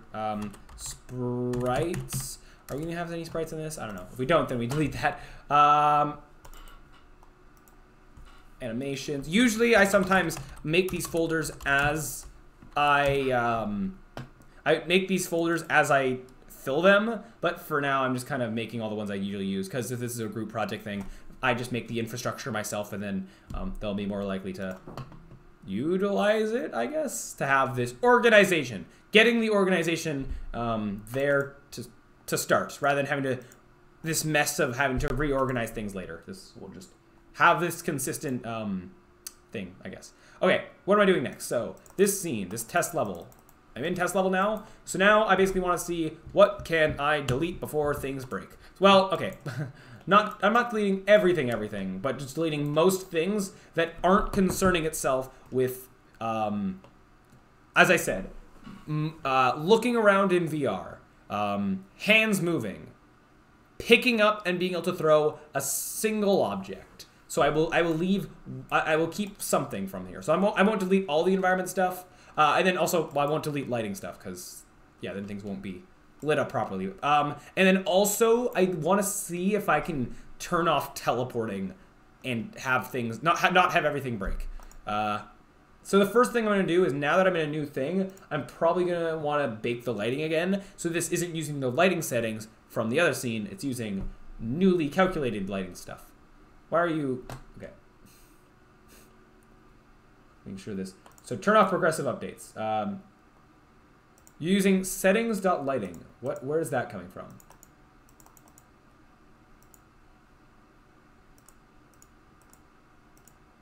Prototype scene lighting? Oh, let me back up on... I don't know. Oh, this is probably coming from in the package somewhere or something. So I want to go new lighting settings. Here, go test level lighting settings. And then post-processing, I'm going to do this right away, where I make a new... I basically want this new scene to be as separated from the other scene as possible. So that basically changing stuff here won't break anything there. This post-processing volume, I'm going to make a new one. Oh, I should have hit clone. Let me just fix that. Because I wanted to use whatever settings were there as a default. So go clone. So now this is back out here. This in here. And this is gonna go, I put this like with the scene. So how it made a folder called test level, yeah, putting this stuff in that. Okay, so now that's there. And I'm actually gonna rename this to test level post-processing. Test level post-processing. Okay, sound good, sound good. And I won't touch any of this for now, I just wanted it to be different. Why do you have... The position of this doesn't affect anything, so I'm gonna let it be all zeroed out. Ugh. I don't like it. It's like, these are empty game objects that are supposed to be used for organization. They shouldn't, oh no. They shouldn't have any changed positions. So what do you have? Oh, you have one directional light that all it does is shadow stuff? Or... Interesting. Oh, no, you do affect the brightness a little bit. Oh, you do. Interesting. But for the most part, you're just for the shadows. Kind of cool. Fascinating. And you have spotlight. Okay. A lot of light. A lot of lighting stuff. Oh, that's cool. You have 2 reflection probes. Okay, fair enough. I will keep some of this stuff here. I'm gonna not touch the lighting for now. The one thing I wanted to do for the cleanliness of it. Oh, this is a prefab. Ooh, you have a prefab called lights? We're gonna have that no longer be a prefab here. Unpack. So then the other thing I was gonna just do is that I'm gonna move these out, center the empty game object, and then put these back. That's the one little thing I wanted to do. Okay. I also... This thing here, having this, I don't know. I don't usually do this. Usually I'll have like an empty game object called environment and then have everything be a child object of that. So that you can more so open and close different parts of this, but yeah, we'll see what I end up doing for that. For now, I won't mess with that too much. Okay. So, and I also want to disable the watch thing in this scene as well. So, okay, what do I mess with next? As I said, to ideally not break anything. Oh, let me also just go, I'm going to go generate lighting in this scene. Hopefully that won't take too long. Oh, yeah, do a thing. Environment, that's for the skybox. Okay. Yep. All right, that's gonna, oh, please tell me that after it bakes, it goes back to normal. You say you're gonna take 4 hours? Oh my, you're doing things. See, it's doing things all right. Typically this is what happens. It looks all weird until it finishes. So this is normal. Oh shoot, wait, I'm just realizing that this new lighting settings thing isn't using the settings of the old lighting setup.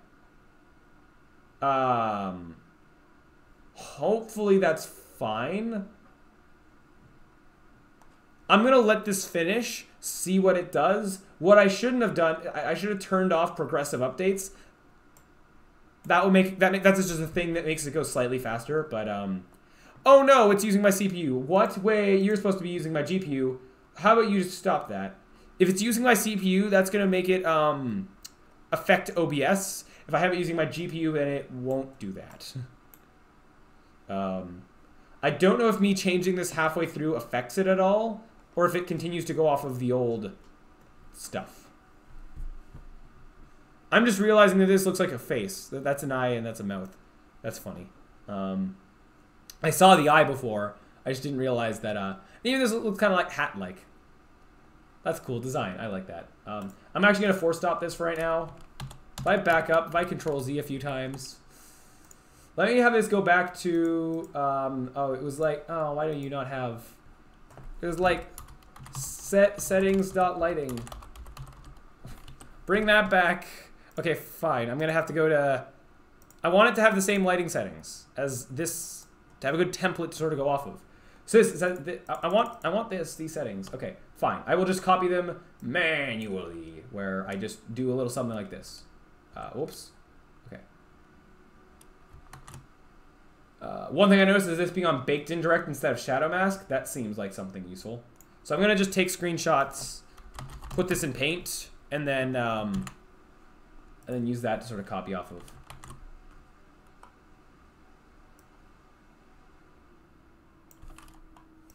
Is that enough? Did I get where one thing ends? Did I get where the next one begins? I did. Okay. Or like I got so ambient occlusion here, ambient occlusion there. So I got all that. Under environment, this is something different, but I'm pretty sure it is anyway. This is just for the skybox, but I'm gonna get that anyway. And then this, yeah. Okay. You know what? I'm just gonna get all of it. I know I don't need all of it, but I will. Anyways.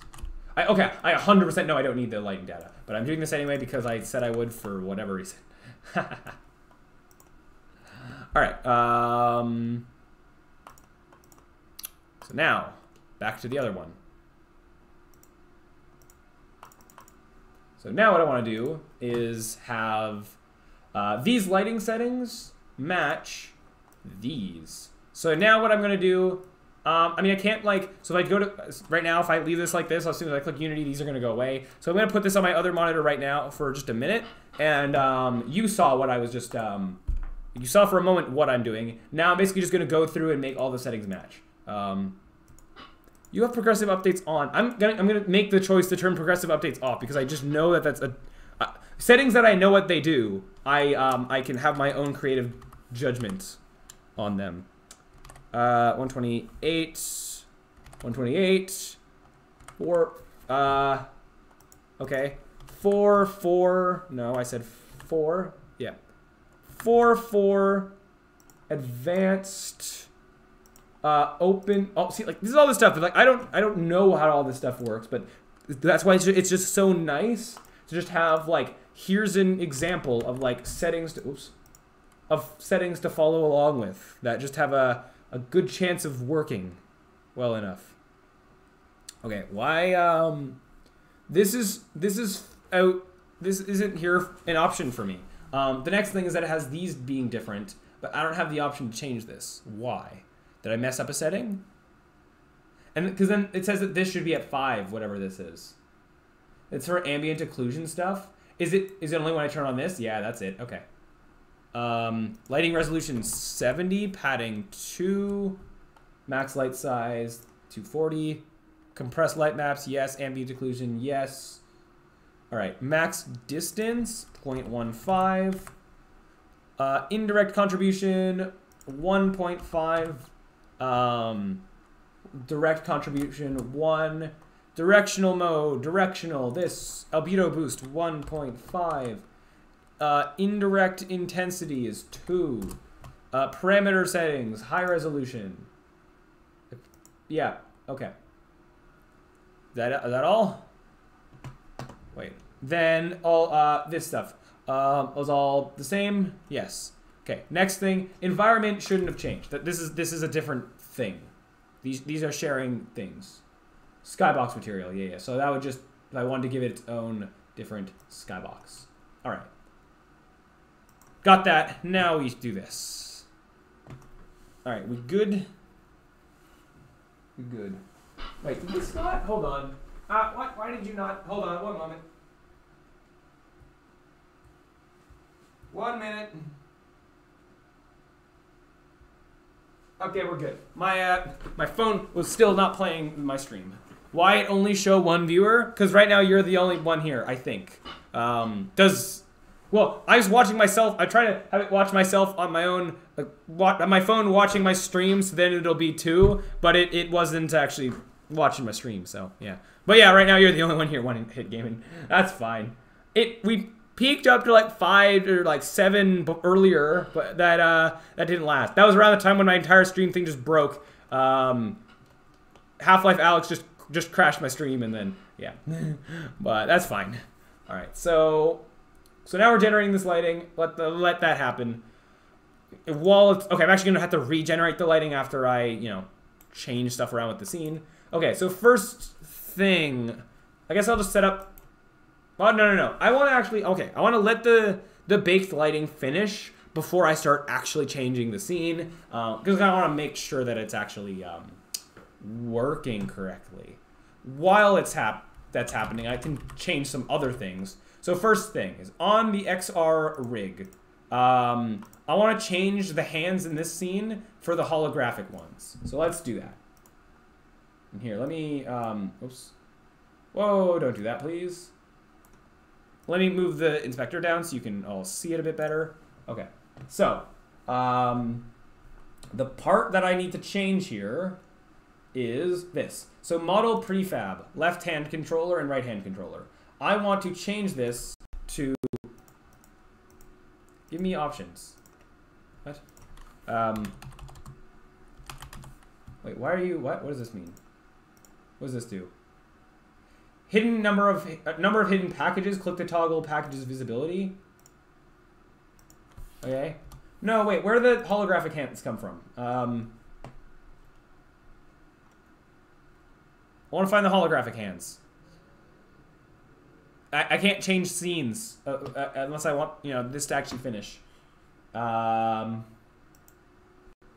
mean, you know, I can use these. I just purposely don't want to. Okay, it's almost there. In a second. Now I can't do anything. Now. Okay, finished. Looks the same. Cool. That was the expected result. So, hand proto. There you are. So you should be. Wait. Model. Wait. Why do you? What? How do you? Oh, both of these should. Oh, okay. So, right. I understand what's going on. In this scene, because the right hand is wearing this watch thing, the two hands are different, so it has two different prefabs for them. For my case, and for the other scene, it just has one hand thing, because they're only... Because then, in this case, they're the same. So I'm fine with, in this case, having to be the same. I think, anyway. So this should give me the holographic hands. And I should... For every change I make, I should just kind of test things. Or not make too many changes where I don't test that everything's still working. So now, yeah, my hands are working. Oh, hold on. Let me get out of the. Let me get out of the desk real quick. Now I got these lines. Oh no, I got these weird lines that are always active. They shouldn't be. This I think has to do with the watch. Again, this is stuff I want to deactivate without actually breaking... Wait, line? What's line? Wait, is that this? Okay, that's what line is. I will be disabling this outreaching thing as well, but because I want to do the sort of tractor beam thing, I want to do differently. So I want to know why... What is that weird line thing? How do I do that? Is that this? Is left UI interactor? It's these, isn't it? XR controller device based. Oh. Is that? It looks like it was. Aha! This dissecting code mission is going well. So now I know I don't want those. I'm pretty sure I don't want those at all. So I'm actually going to delete them. And hopefully that won't break things. Oh, your prefabs. Oh, yeah. So this XRRig is a prefab. I'm going to... Ooh. I want to be careful with this. I'm going to unpack this for now, because if I apply this prefab, it'll change the other scene. As I said, I want this one to be more different. Okay, so I'm actually then going to go prefabs, and I'm going to make another XRRig, like make this another prefab. Do I call this player? I'm going to call it player. And I'm going to call it player here too, just so it has a different name. Yeah. Okay, so I did that. That's cool. Next thing is that is what? So I want to disable teleporting. I want you to just be in wherever we put the starting thing, which will probably just stay in the center of the room, and then I want you to start there. So what I can do, I know the easiest way to do this without any code changes, is to disable all the teleportation anchors and put one in the center of the room. Except I don't want the actual swirly ball thing there. But that would be an option. I want to see if I can like delete teleportation anchors and have it still be able to work. So let's do that. Okay, teleportation provider. So if I turn you off, and then I also just turn off just turning that off, might that work? I'll keep snap turn on for now, but we might not need that. But I'm gonna let that continue to be there. This line I actually want to get rid of as well, eventually, but I won't do that just yet. Do things one step at a time. So right now specifically, I want to disable the ability to teleport and have us still start in the center of the room. So what happens if starting position is null? Does it recognize if this is null? I can have a starting position be at an empty game object in the center of the room, but I just want to see if I basically disable all the teleportation stuff, does it at least work and go, hey, there's like, does it cause errors or does it actually work? I seem to be in, oh, these lines I didn't actually get rid of them, but okay. I seem to be in the center of the room. Cool, works. Errors. Oh no, I don't actually want there to be errors. It looks like it worked and, you know, it didn't crash the game, but it did give an error. Okay, so this is unassigned variable starting position. So interestingly enough, teleporter parent didn't give an error, starting position did. So, okay, here's what I'll do next is just have, what is pink missile? What are all these? Those are something. Those are something. If I make a new game object called starting position and put it at 0, 0, does that work? If that works, I'm fine with that. Position, let's spell that correctly. Reset this. Oh, I'm just realizing that there's been background audio playing in this the whole time. That's fine. You guys can have some subtle background music. It's mostly, I think, aquarium-y noises that you're hearing. Combined with spacey sound effects. Okay, local motion system, I guess I keep that on. Player, okay, so starting position, if I just do bois. Let's see, does that work? Is it fine if teleporter parent is not there? You're good? Okay. Good, you're good. Perfect, that's all I wanted. Now, the rotation, I'm just realizing, is, do I have control over that? Do I have control over... So I started facing, you know, like these windows. Is that linked in any way to the starting... So it looked like it went off of this axis. If I rotate this... Let's go 90. Oops. Local. Does that affect my starting rotation? Let's find out.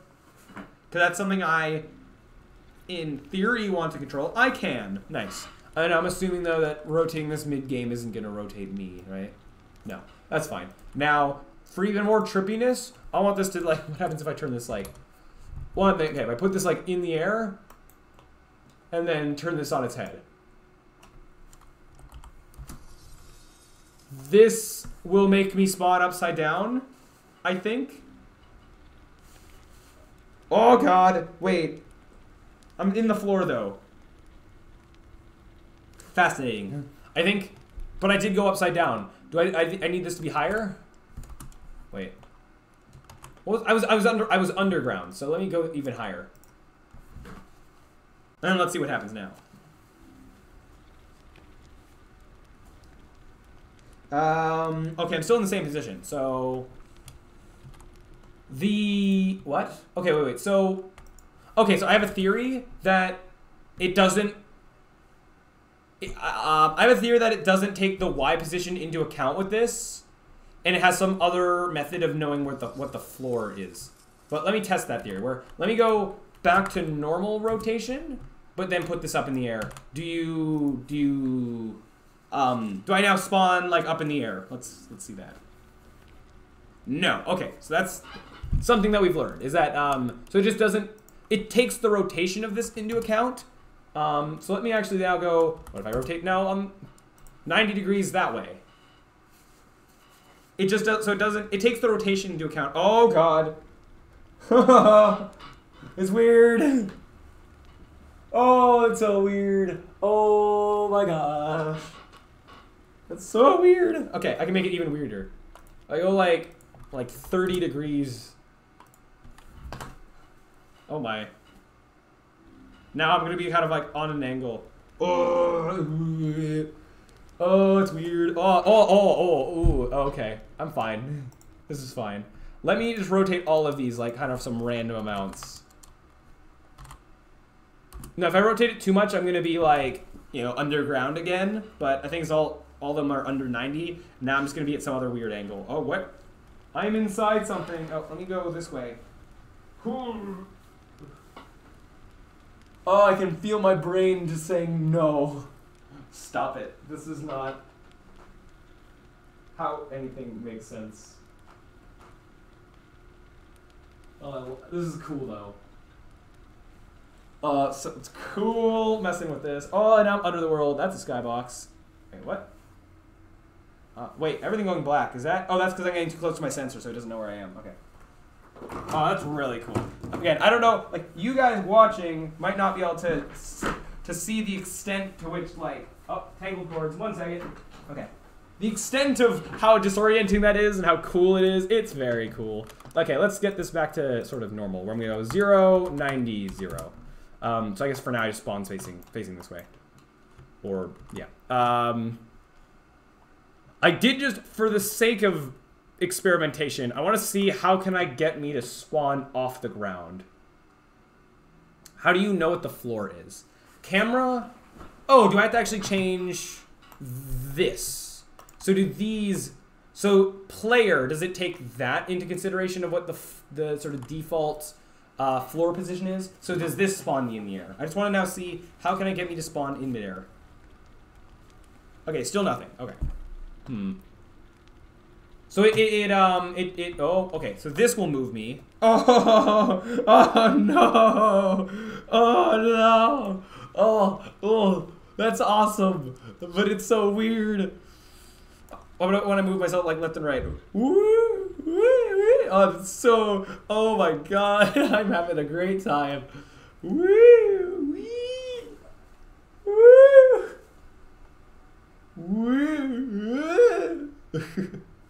I'm loving this. I don't care what anyone else thinks. I am having a great time. What about when I rotate? Oh no! Oh god!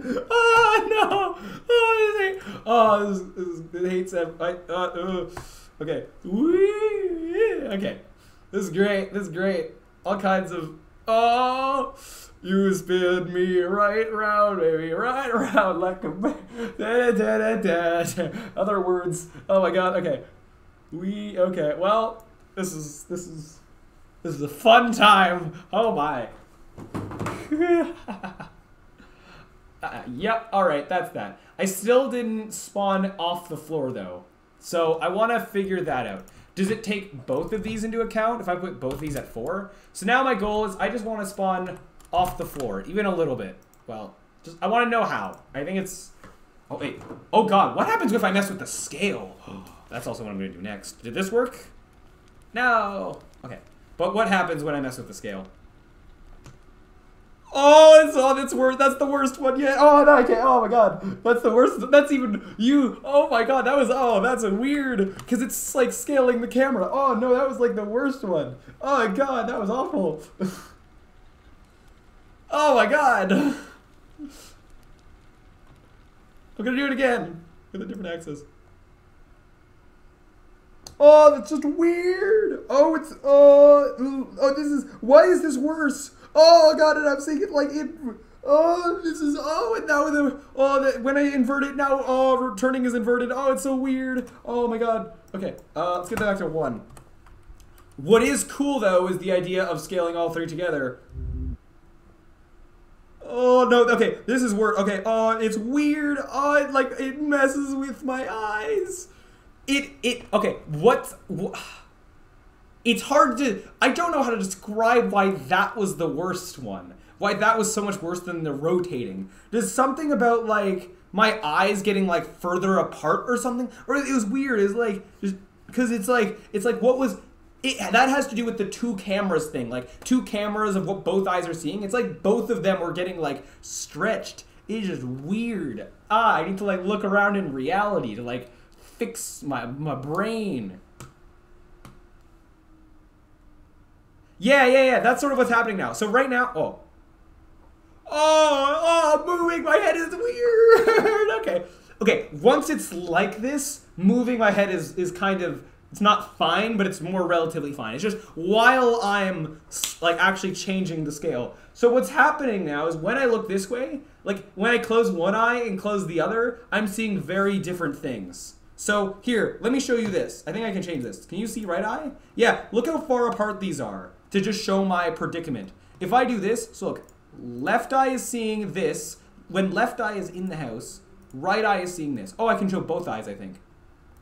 Inclusion mess, right? Okay, this is showing both eyes. Do you see how far apart they are? You see how far, like, one's on one side of the house and one's on the other. It's like, so I'm seeing, oh, this is weird. Oh, this is so weird. I'm seeing, like, inside the house with one eye and, oh wait. Or no, that more so works this way. But yeah, I'm seeing inside the house with one eye and not inside the house with the other eye. Oh my god. You know what this would be? You know what would be so weird as a VR game? Of having to constantly, like, close one eye to see one thing, open, like, you know, look at, like, having to actually close one eye or the other to, like, see different things. Like, your two eyes are at different points in the world. But more stationary, probably, would be less disorienting. But that would be neat. Oh my god, that's like... I mean, I feel like undo. I don't know, for you guys, is it better to just see, like, the one eye? Or would you rather be seeing the two-eyed thing? I don't know which is better. I think just one eye is fine. I mean, for, you know, when I'm not stretching the camera all around, you know, then it makes sense. It's fine. Like, the one eye gets you the general picture. Hold on. Okay, if I change this to device with both of these being off the floor, that might get me. I just want to see what that does. No. Okay, wait, hold on. Let me back up. So, okay, yeah. What happened was, so what happens now is, I'm not off the floor, but now I think it's not taking the device's height into account. Or something, which is not necessarily what I want. I'm going to leave it based on how it was before. So that different people using the headset, or like different people that have, you know, they configure their devices differently so that it actually keeps, it takes into account their height that they put in. That changes stuff. Okay, so we still aren't off the ground. Why? Camera offset. Does this need to be off the ground? I just want to be off the floor, man. Or if there, okay. Am I off the floor now? I'm in the ceiling. Yes. Okay. So camera offset did that? Hey, look at that thing. Interesting. What about my hands now, though? Did that ruin? I still want my hands to be relative to where I am. Hey, okay. Okay, so camera offset does that. Can I spin around camera offset in the same way? Yes. Yes, sirree, Bob. Okay. Okay, so we figured it out. So if I want to now be upside down, just to have the culmination of knowledge here, upside down while facing this way, I want to now be, so 180 with, I don't care about the Y position of the starting position, but then this going, having this be 0, and have camera offset be like 3. 2? No. Let's go 2. 2.5. Just so I'm not actually in the ceiling, but upside down. Just like kind of floating, but being upside down. Okay, let's try this now.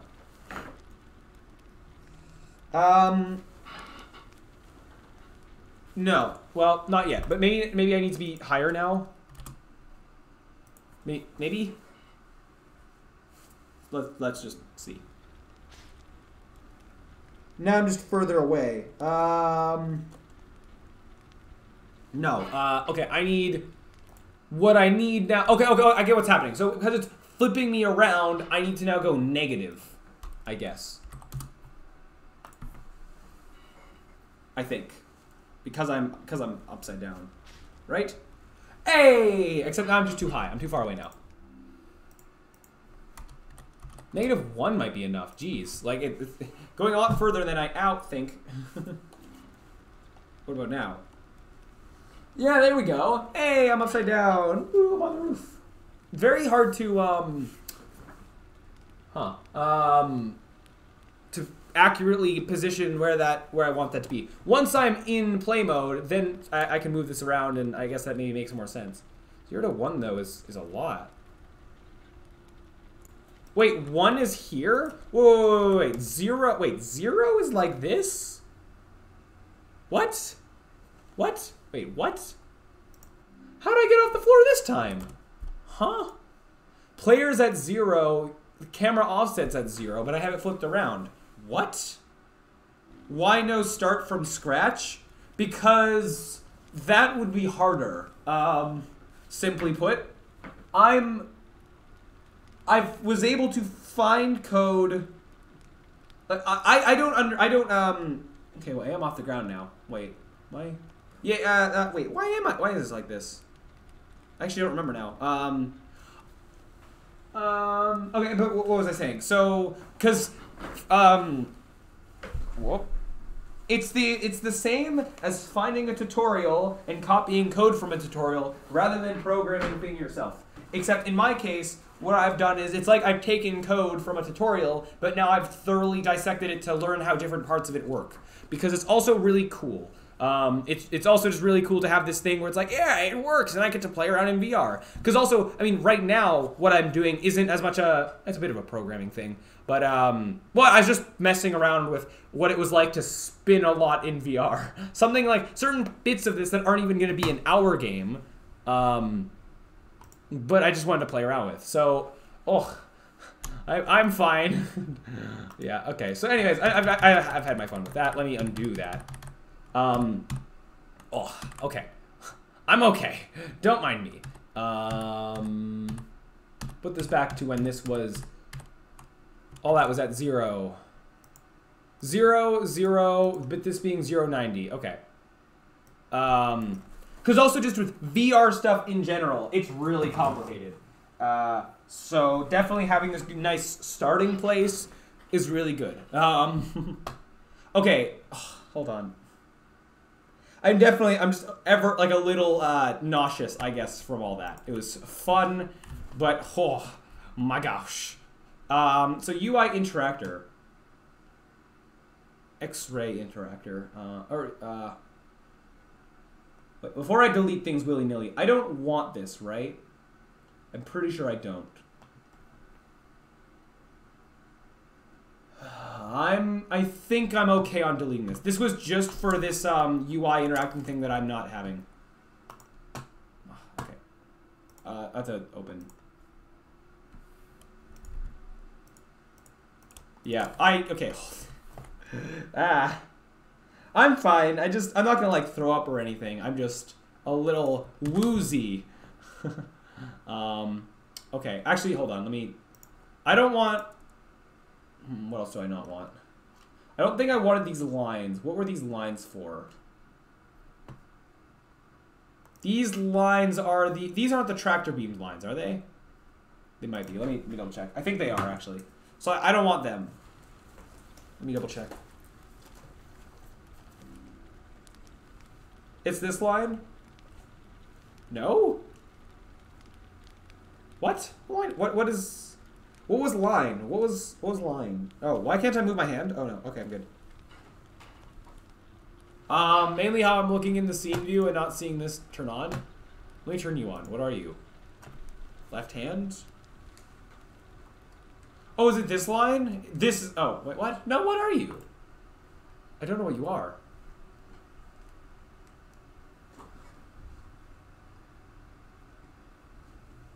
What are you? Left-hand controller line. Okay, fine. Let me go out of this. Okay, so I guess I don't want to delete you. Oh, wait, I'm an idiot. I was looking at the prefab, so that wasn't going to be updating. Okay, never mind. Now I should be able to see this. Are you... It is this one. Okay, so this tractor beam line. I don't want this. In fact, this is a more interesting looking line anyway. So I actually want to delete both of these. And then, well, okay, let me make sure that it's not going to have errors, because now it might be like, hey, this thing doesn't exist now. That's a problem. I'm looking for beam renderer. That was okay. That was the line thing from before, I think. Okay, let's just see. Now that I deleted that, will this cause errors? If it does, I will bring it back for now. Oh no, yeah, I see errors. Okay. Unassigned. Oh, every frame is getting errors. Okay, okay, fine. Very well then. I need to. Oh, I need to. How do I bring this back? Oh no.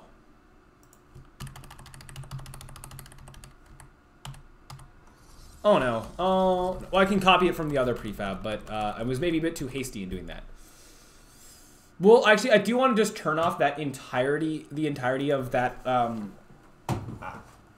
Hold on.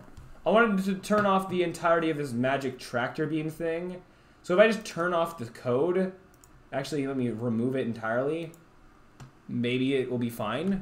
Oh wait, on both hands. Hold on. I want to turn off this sort of functionality for now. Oh, an alignment trigger. Oh no, wait.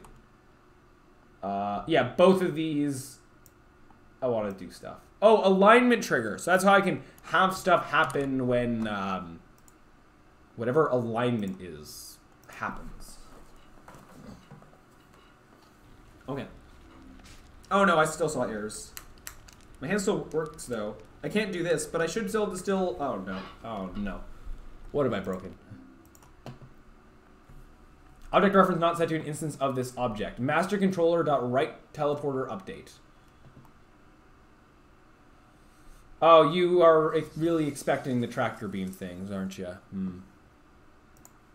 I don't want to actually touch the code yet. I'm trying to do as much as I can without actually touching the code.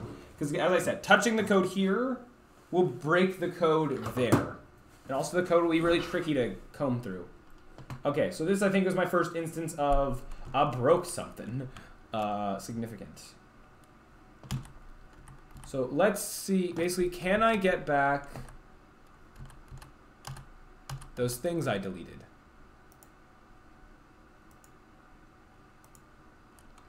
Go back to when the lines were there. Okay, I can, my hair.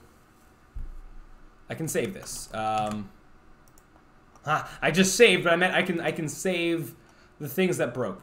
So what I specifically want to find is the other prefab of the other player, the other XRRig, and extract the weird line pulley thing from that.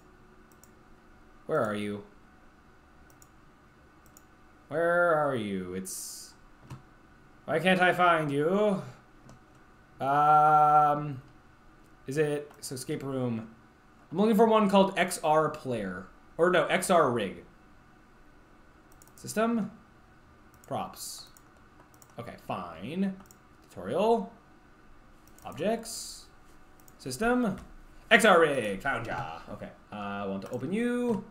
And I want to copy a line from both of them. Actually, is there any difference between the two lines? You look the same to me. Copy. Okay. Well then.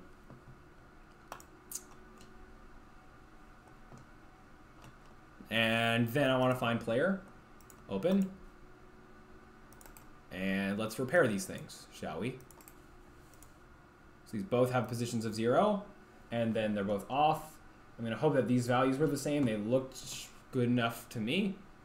And now this needs the actual higher up hand thingies. They need some scripts from these guys. Left hand controller needs. So it's alignment trigger and magic tractor beam that I need to put back on. So this left hand controller, so enable beam and disable beam. Okay, let's go out of this, back to player. And go add component. No, not add component. Hold on. Just paste component as new. I need to then add the other thing. The other bit of code was like magic tractor beam. Line renderer. You use this line. I'm gonna hope that these are probably fine. I don't care about how this works. I just need it to like stop throwing errors in my face. Eventually, I'm going to be deleting this stuff. I just need it to, yeah, be fine enough, good enough for now. So this enable beam and this disable beam. And then I need to do the same on the other hand. What are you? So it's alignment trigger. Oh. Oh, interesting how that works. I don't want to have to set up that stuff, so I'm just going to copy component again. And paste. and then also add this. And now these should be using the right-hand versions. Enable beam, disable beam, line render uses its own line child. Okay. So now, I'm also gonna hope that, hopefully this is fine being the same, and that's not actually different on both hands. So now on the parent, these need their references. So right tractor beam is going to be this, I think, and left tractor beam is going to be this. I'm gonna hope. Okay. Do you run without errors now? Please, please. You do. All right. Now he's double check that the functionality is back to working. Why can't I? Oh, too close. Too close. Okay, that works. As it should. Pouring. Ooh. Oh, that's cool. Look how the UI bends to my face. That's kind of cool. I don't know if we're gonna have that. We probably won't. So that would be another thing to disable. What time is it? It's 10:10. All right. So let's move along. All right. So I can't disable that functionality very easily until I start actually messing with the code. Well, hold on. No. Maybe I can disable the functionality without deleting the actual what it does. Or like, sorry, without having errors. If I just turn both of these off, does that disable your functionality? Okay. Good. Okay, that's good enough for me for now.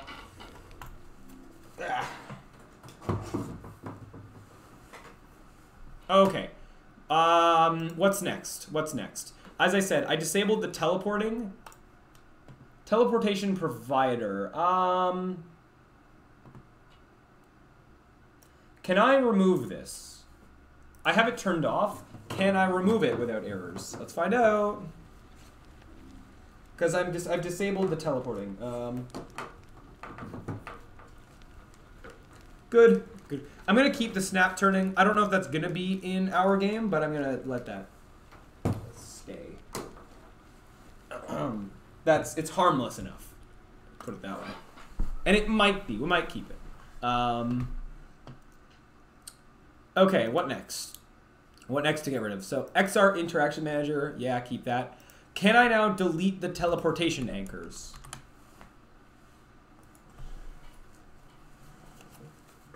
And still going to play mode, no problem. Yep. Good. This closed captioning system. I don't want this, nor do I want UI hook. In fact, yeah, you don't even, yeah,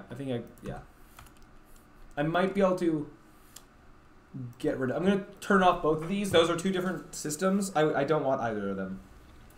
Errors, oh no. Okay, if I turn that back on, did at least was the other thing fine? The other thing's fine. Okay, so now CC system. I don't want this. But I can't just turn you off?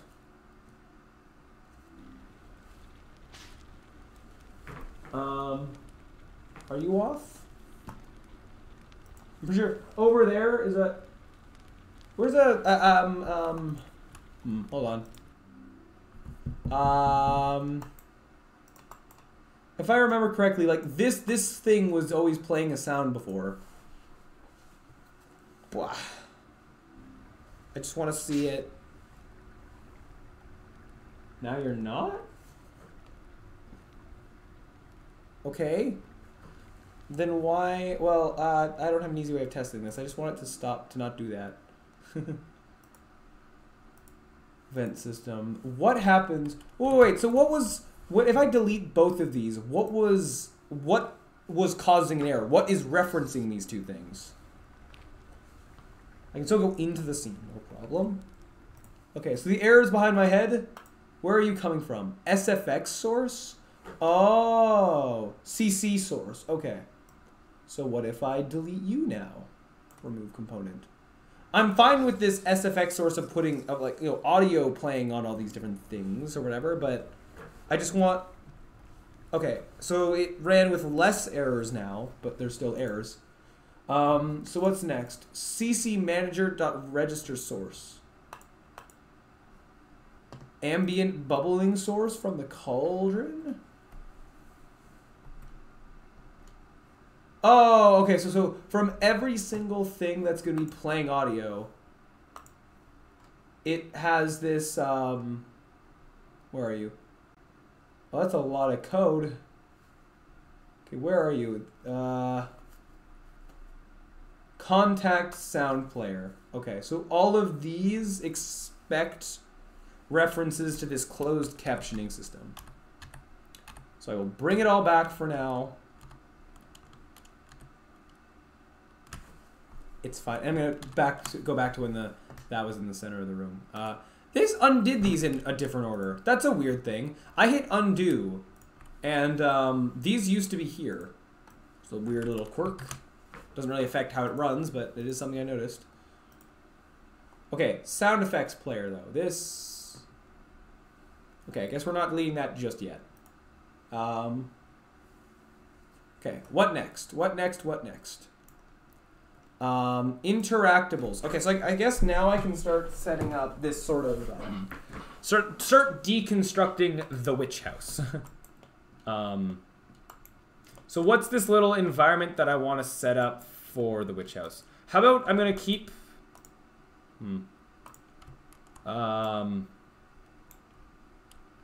keep the table in the center of the room, like right above where you spawn.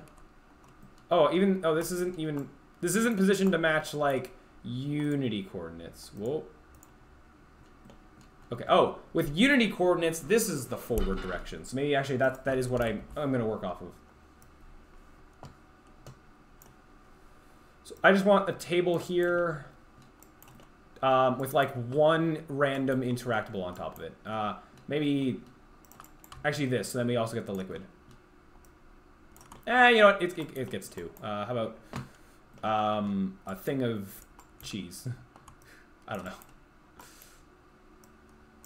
It's like, I just look at that table and it's like, what from this table makes the most sense? And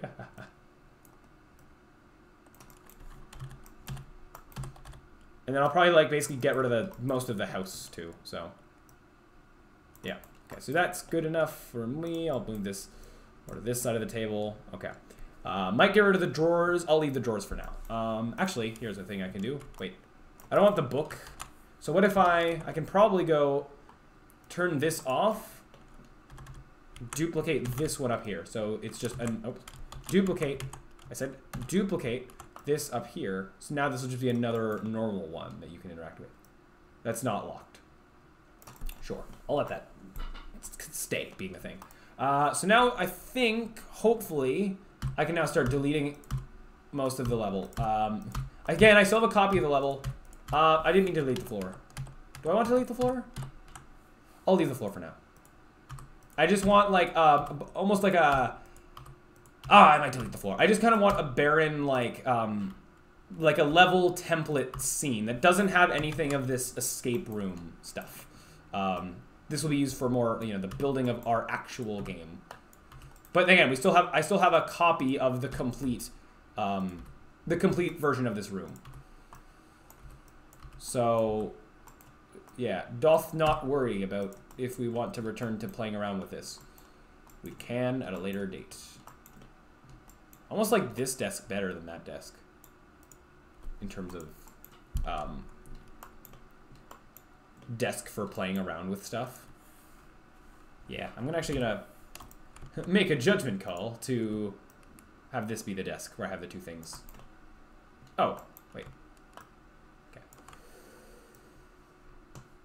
Do something like this. For no other reason than I can. Because why not? Oh, you're slightly in the floor. Or, okay, I'll just leave you as is. Alright, goodbye, ghost. Goodbye, all this stuff. I'm hoping that nothing's gonna break from some of these interactables needing other interactables to exist. I'm purposely, okay, I'm gonna leave all the floor stuff until the end. Like, yeah, we're gonna hope that everything's fine being deleted. Hopefully this won't cause any massive issues. Well, I mean, we're gonna find out, aren't we? Funny enough is that after deleting all this, I might be able to then delete the closed captioning system, because then I'm deleting everything in the scene that depends on it, I think.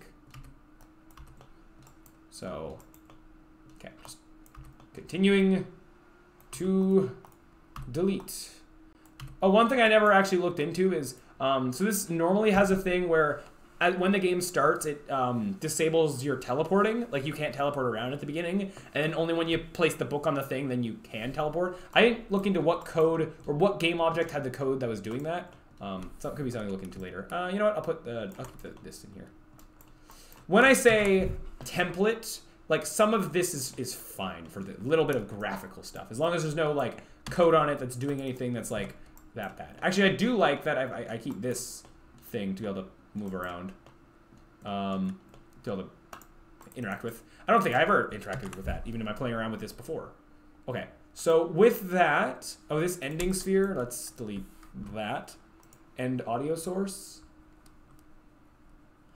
Oh, I have an idea for something. So earlier, this was sometimes breaking, where when I was trying to mess around with VR stuff, it was suddenly making this noise and then restarting the level. It could have been that when the tracking was getting off with the headset, it was like jumping around, and then it managed, in its jumping around, it touched that end bubble, and then that was causing it to restart the level. That's a possibility.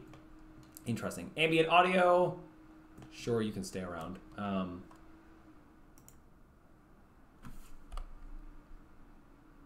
Okay. For now, anyway. Interactables. Now all that's left is all this stuff. So cheese, kitchen, and the potion. Interior. What do you still have? You have metal pipes? Okay. Oh, spider webs. I didn't even notice any spider webs. Maybe I did. I don't know. Let's delete these spider webs that shouldn't be here. Floor. Outdoor shack. Let's get rid of that. Keep the planet thing for now. Okay. Cool. We got this. So let's just now go into play mode and just see what broke. Did anything break? Ideally, nothing did. Okay, looks good to me. Let's just see that I can look around and see. Oh, I'm not where I should be. What is that? Why is that doing that? Do you see this? Are you guys seeing this?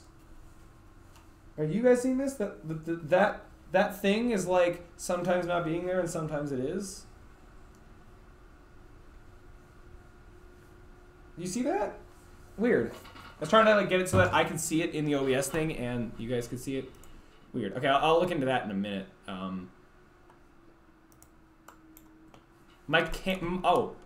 Oh wait, there was a setting for this. What is it? I remember this now. In my tag game, there was a thing where when I was looking down at my character's feet, that exact thing was happening sometimes.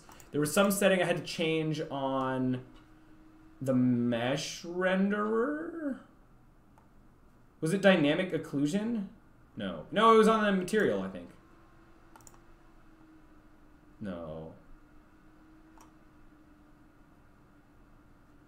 No, maybe it was dynamic occlusion here. Let me test this. Might as well just quickly test it. Does it fix it? This is the best time to test this out.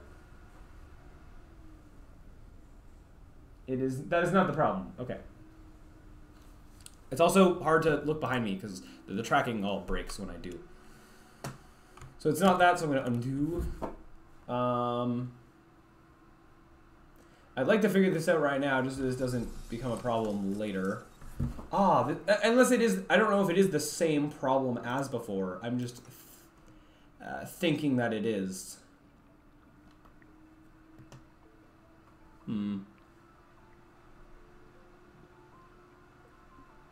Scale, contribute global illumination, materials.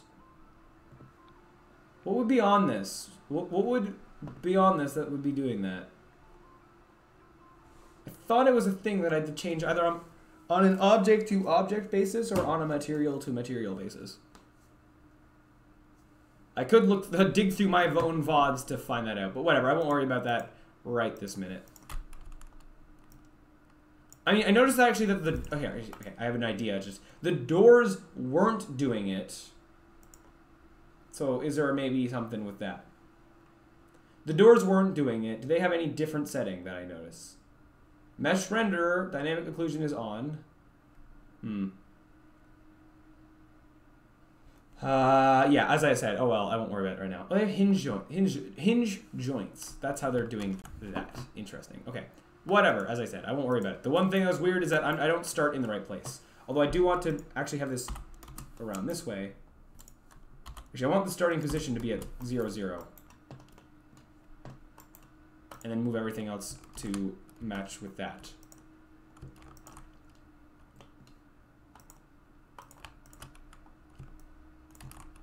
Huh. Move all this. Here, wait, let me do a thing. If I just give this any kind of dot, so I can see it. Gizmos.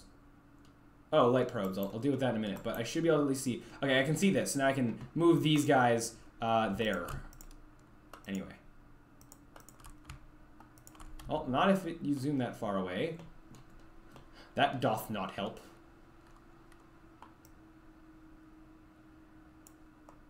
Go global.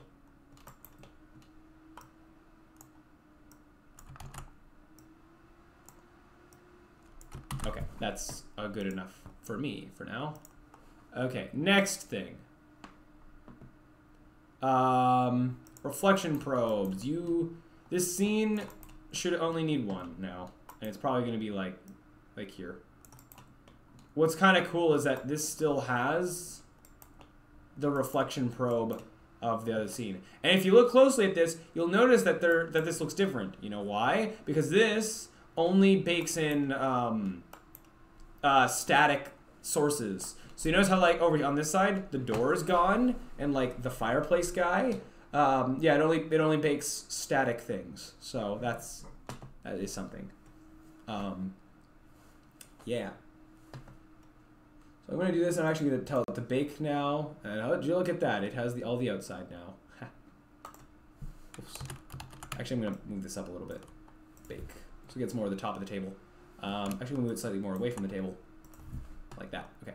Next, this other one is over here. I'm probably deleting that. Light probes. You exist. I'm going to not touch you for now. Although I am going to do a thing where I do a little bit of search. How do I... This doesn't... there's a specific thing here for light probes. Yeah. Turn off light probes specifically. Oh, is this green box? Is that a thing for the player to know what the region the player can occupy is? Oh, that's neat. That's cool if that exists. Or that I can see that. Fascinating. All right. What else? All the lighting in this scene. I can delete some of that. Okay, so this is the light that's under the fireplace. All the green lights are... I want to delete the green lights. For the teleporters, I just want to delete those. Let me just actually select them. Delete them all manually and individually. Okay, so I'm just going to delete all the lights that were for, yeah, lighting different... All the spotlights, basically. Might use some of this. Might go back to the other scene later to see like more stuff about how it lit, how the scene lit different parts of itself. But yeah, then this directional light, you exist. Oh, that's kind of cool what that does. Okay, I see why this says shadow because this is because it's mixed. It has some baked lighting involved in it. Although directional lights do not need positions, but whatever, I won't touch that for right now. Like they can have a position of all 0. Okay, with that, I'm now going to, yeah, bake the lighting again. Now I might, I'm gonna go grab something in the prototype scene. I kind of want to grab the floor. From that scene, this floor here. I'd rather have that be the floor in the other scene than what we currently have. So let's do that.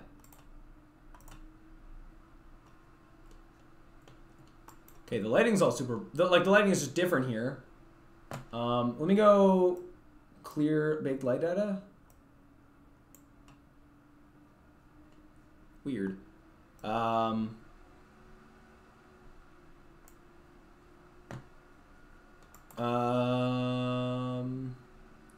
Interesting. So first of all, now if I were to oh wait, stop. I clicked baked light. Why is clicking bake reflection probe seem to also try to bake the lighting?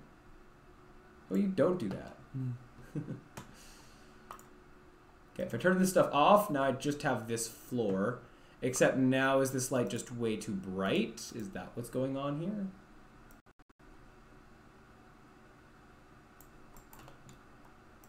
Okay, no. Let me look at the lighting in the prototype scene. I'm gonna not save that yet. What lighting is going on here? I know when you actually go into play mode, there's like fog going around here, so you don't actually see any of this skybox. But okay, you have one directional light set to 0.9. Okay, this is very quick to brighten everything out too much. Interesting. Okay. Copy. Back to our thing. Where are you? Why can't I find what I'm looking for? Paste, paste, paste, paste. Why can't I paste? I copied a light for a reason. Okay, come on.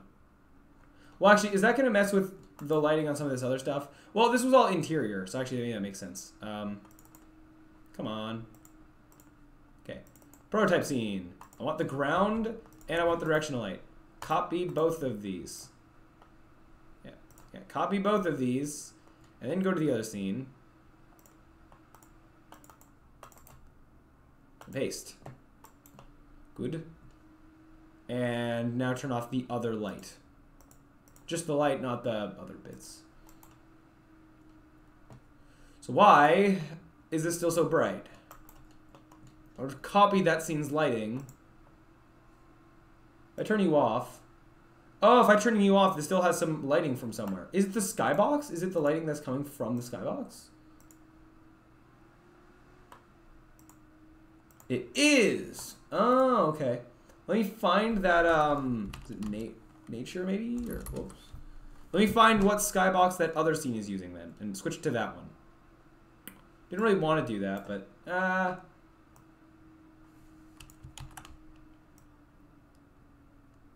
or, okay. Let me at least look at the, these other settings, because it might just be a matter of changing some of this stuff. I'd like this sky. I prefer the sky in this rather than that weird nature stuff that's in the other scene. So let's have a look. Sees. Yes, save. The skybox in this scene is a yeah. Oh, but you set the color instead of. Well, still though. You're not brightening up the ground at all. What? Weird. But HDRI skybox is what this one is. If I change you to the other sky, this doesn't break. Yeah, weird. Weird. Why? So why does the lighting break in the other one? I did turn off that other light, correct? Let me double check that I did. Any of these other settings that were different? I turned off bake lighting, so none of these settings should matter. Or because I unbaked the lighting, basically.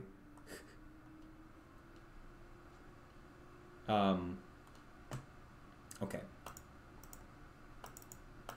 Let's have a look then.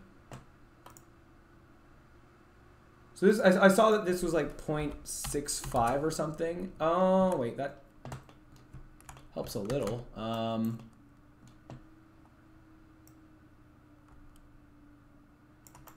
But now this stuff's just so dark. Oh, well now I have that directional light on. Okay. So that with this being the 0.65? Okay, it's more natural lighting, I guess. Now I'm gonna turn off that.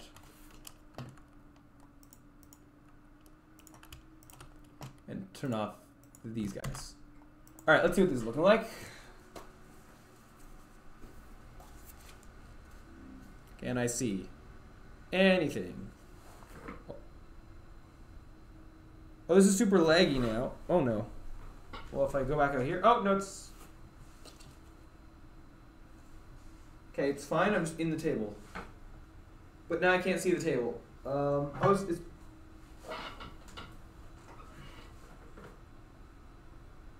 What's wrong with this table? Everything else is fine. What's wrong with this? Oh, it's like, look at the edge of it now. I can see it, kind of. What? Weird.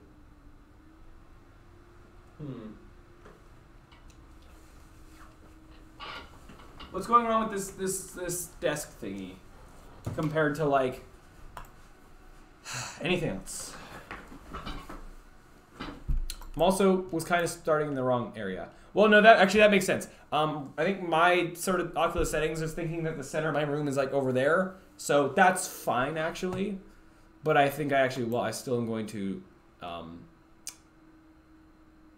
move move them over just like a bit back more, so I'm less in the table. Okay. So now, starting position. I actually want to take that off of this. Okay. Okay, so why? Does it have two cameras in it? Is it show the camera that you guys see and the camera that I see? Is that what this sort of is? Or something like that? I don't know.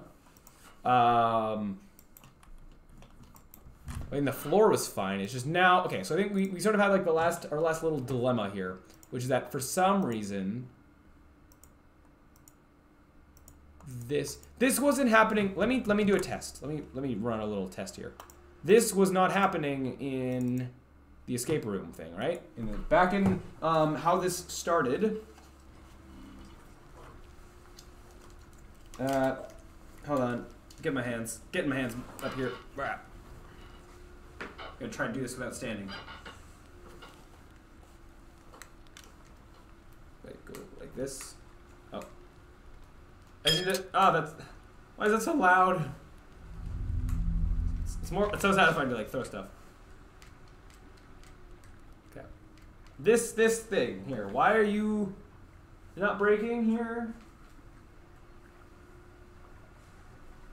I'm looking at it at all angles. It was like when I was looking at it at like the corner of oh my eyes. Hold on. Hold on. Ow. Getting lots of hair in my eyes. All sorts of fun. Lol, you have to try Crab Game made by Danny. Maybe I will at some point. I know who Danny is. I'm not aware of Crab Game. Okay, so why is this not working? And it's cool that I can grab this stuff and open it. That's cool.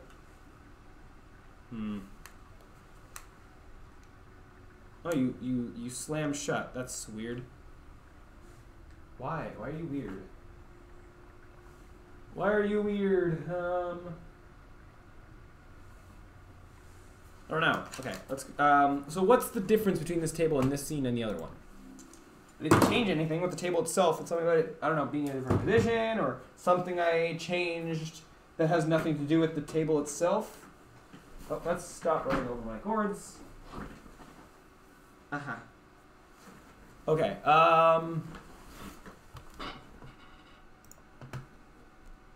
So back to here. Let's try this again. I don't at this stage. I don't care what I use as a table. I just thought this table looked cooler than the other one. Let me just, for the sake of, if this can at least work good enough that I'm fine with it for now, let's copy the desk and set the desk up. If that works fine enough, then I'll be fine with that.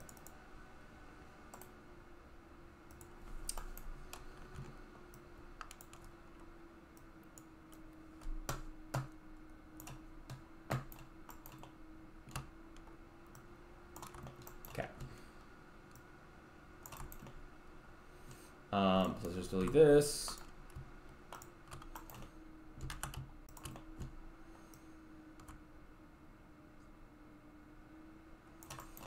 Okay. And then, yeah, no, it's just that. Let's see.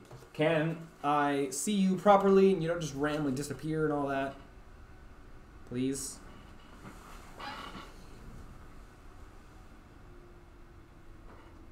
Why is the performance... Okay, the performance on this just took a nosedive for some reason. I have no idea why. What happened? There's nothing different about this scene compared to, like, the other one. The other scene's more complicated. This scene is just the other scene, but less assets. Is the ground a problem? What? What's going on now?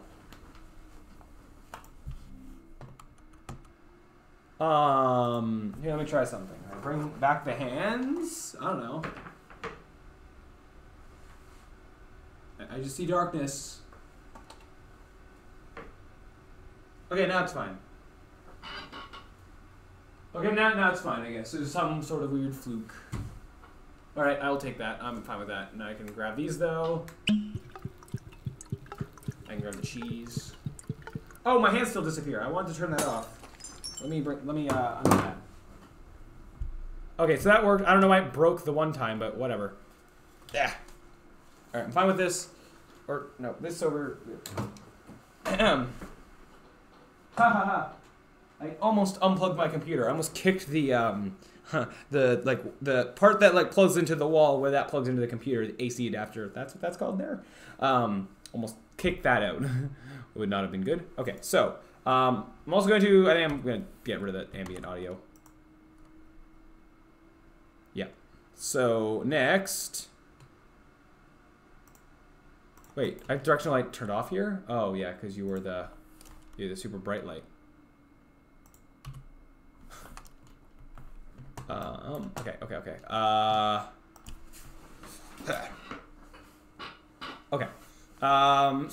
Yeah, next thing I just wanted to quickly do was that on the player, on camera offset, on the two hands, I want to make them not do... Oh, right hand... Oh, I didn't realize... Yeah, I forgot about these teleportation hands. Let's see if I can also disable them. So I wanted to just... There's a button to check. Where are you? Hide controller on select. No, I want that. Why is this being kind of laggy? What's going on?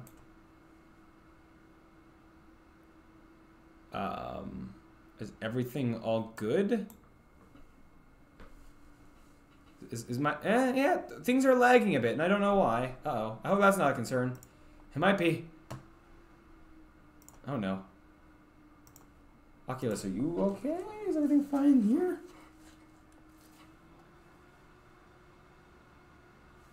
Everything's being super laggy and glitchy in here. Oh. And it's in like the home menu. Weird. Let me try restarting Oculus. Weird. I don't know why that was happening. I'm even gonna just close Visual Studio for now. I haven't been using it. Might as well just be one more thing to not have to worry about, to just not be sucking up that tiny bit of CPU. Are you all good now? No? In fact, I didn't even tell Oculus to open again. It just did. So I don't know how much of a concern that is. Oh no, why is my stream suffering so much? Oh no, it wasn't doing this before. It just started doing this. I can tell also that, well, something is up because even my headset's being all weird. Could you not do that? Oh, we're back now? We're back. We're back at 260. Okay. Don't know why that was happening, but let's try opening it again and hope that that doesn't continue to happen. Yeah, no, we're good. Okay. Don't know why that was happening. Is everything good in here? Think so? Looks like it to me. Or... Yep. Maybe. Oh, hold on. One moment. I know you guys can't see this. Here, let me also... Okay. I think so. Is everything good with the frame rate on OBS? It looks like it. Yeah, I don't know what happened there. Why everything just broke. Okay, we're back now. So next thing I want to do is... I just got the hands, so they're going to exist. I wanted to see if I can delete and or just At least either get rid of, either delete or just have disabled those game objects, because we're not having teleporting here, so. No, everything's being all laggy again. What's going on? I don't know. But at the very least, any errors? No errors. So at the very least, I don't know what's going on with this now, but at least that's not a problem. So hopefully that's fine. And this is being all weird again. Very strange. Don't know why. Hopefully it's fine. Ha ha ha. So I think I can delete these though. And I'm gonna hope that that don't create a problem. Let me try something. Let me go back to the other scene, you know, the one that was working, and make sure that it's nothing to do with this scene. I say as I accidentally open the wrong scene, open the same one. Okay, let me open up Task Manager. Let's see, what's stealing all my CPU, if that is what the problem is. That's my prediction. It is Unity. Oh, okay, so we do know that it's Unity, more than likely. Even the, or OBS, some combination of, well, actually, I'll keep this open and then look at what the stats are saying when things start going all slow again. They seem like they're fine right now. Or, let's see. Or maybe not. Okay, I can see fine now. My face is in the desk, but that's okay. Do I have my hands? Good. Errors. Oh no, you did expect that. Ah, darn it. You do expect the teleportation hands to be there. No. Why can't I undo that easily? I mean, I get because I messed with the prefab and you're not really supposed to do that, but I would have liked to not have that be a problem. Okay. So I need to do what? I need to I need to go back to the other scene, the escape room. I need to go to XRRig, and I need to steal its teleportation hands, and I need to add them back to my prefab.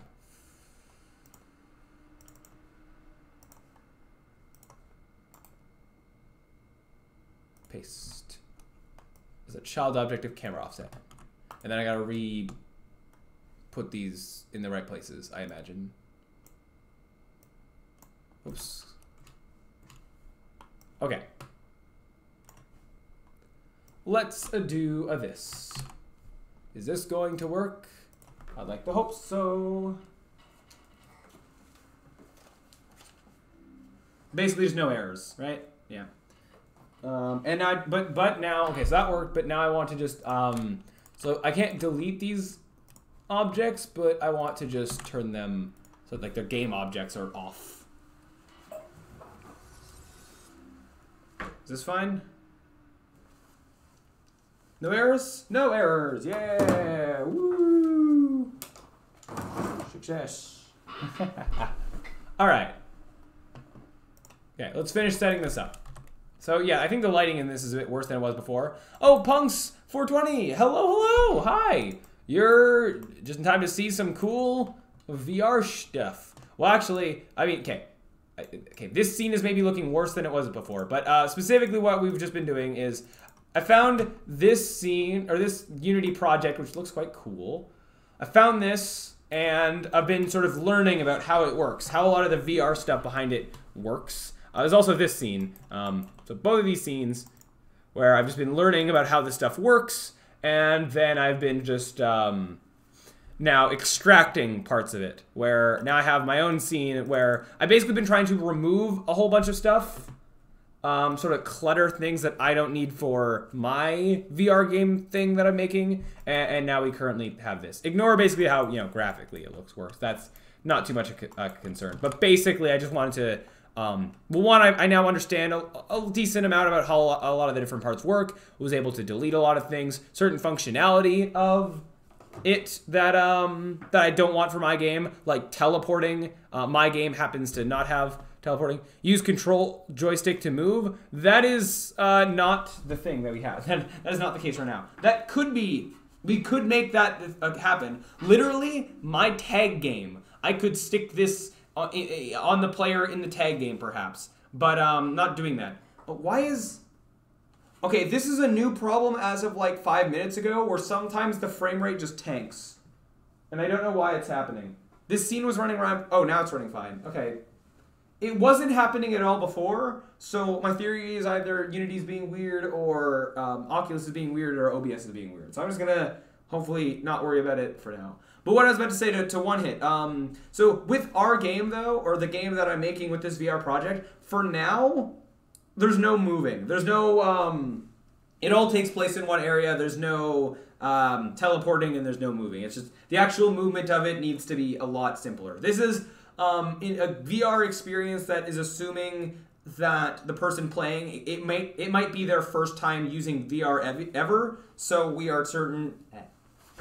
I don't know why I stuttered so much there. Jesus. The person playing this, we are assuming it could be their first time using VR ever, so we're purposely cutting back things to have the most minimal amount of likely to be motion sick. Control stick to move is a very highly likely to be motion sick inducing stuff.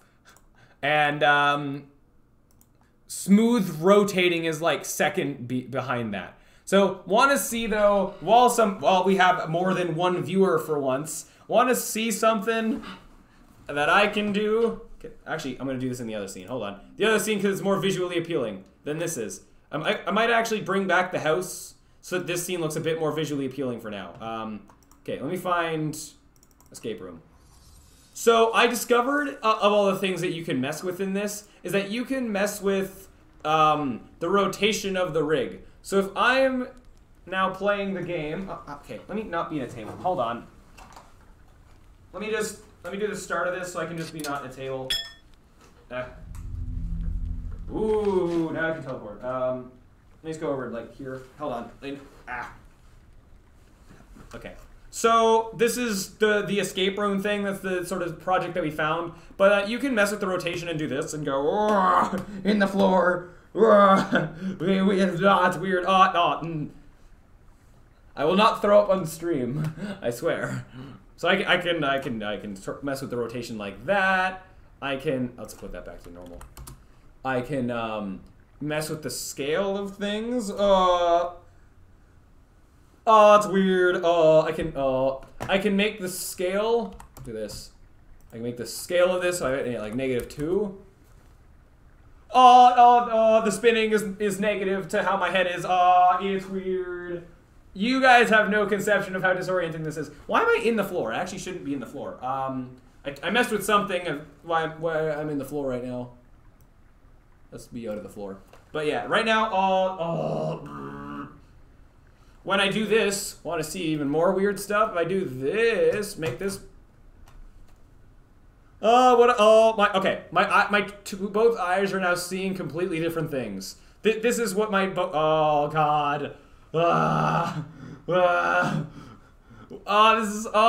is so disorienting. My brain does not know how to do anything. Oh my god. Okay. Where's the house? There's the house. There's right eye. This is because me moving my head is messing with this, but it's also moving it like negative, like to how my normal head would be. Like I have to move my head left to move right and right to move left, and my brain just cannot comprehend with that. Oh god. Okay. I don't know if this is disorienting to you guys, but it is so disorienting to me. Oh my god. Okay, I need to like stop. So that's the kind of fun, funky stuff that you can do in VR. Oh my gosh, I need to like, yeah. I need to not be nauseous. Okay, enough of that. I think, okay, so what I think I'm gonna do, that other scene, I just don't like how it looks, in that it looked like, it just looks a lot worse. I'm just gonna copy the, yeah, the floor and witch house. I don't know if that's gonna give me the roof or whatever. It looks like it will. I'm gonna put those back in the other scene. Copy. Even though our game might take place outside, I'm not too sure yet, but I'd like to just have this go back to using this stuff. But keep this floor going out into the distance. Okay, let's try this. Shall we? See, yeah. So other changes we made is that we got holographic hands rather than the human-y hands in the other scene. Okay, so that's how this is. I mean, the lighting's worse, but that's fine. Woo. Okay, so everything's working as it's supposed to be. Also, if I was actually standing up and out in the chair, then the heights would be fine. So upon doing that, I'm now actually going to bring back the other light, the brighter light from the other scene. Actually, I might be able to set this one myself. It was this at a size of 5.5. Okay, right, that's just going to affect the light outside. Why is it doing the weird lagging thing again? FPS, stop it. Stop. Okay, if I go back to this and make this, I don't even know what this was, but it was higher, that's for sure. Intensity. Okay. Just to kind of brighten up the inside a bit more. Oh, this has this. I didn't even realize. I don't want that here for right now, but it's cool that it's there. What's this attach point?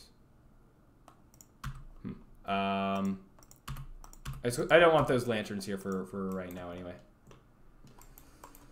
Okay. Are these all separate? Oh, these are all separate little things. Okay. Sure, you know what? They can stay. Now, what happened to the ground here?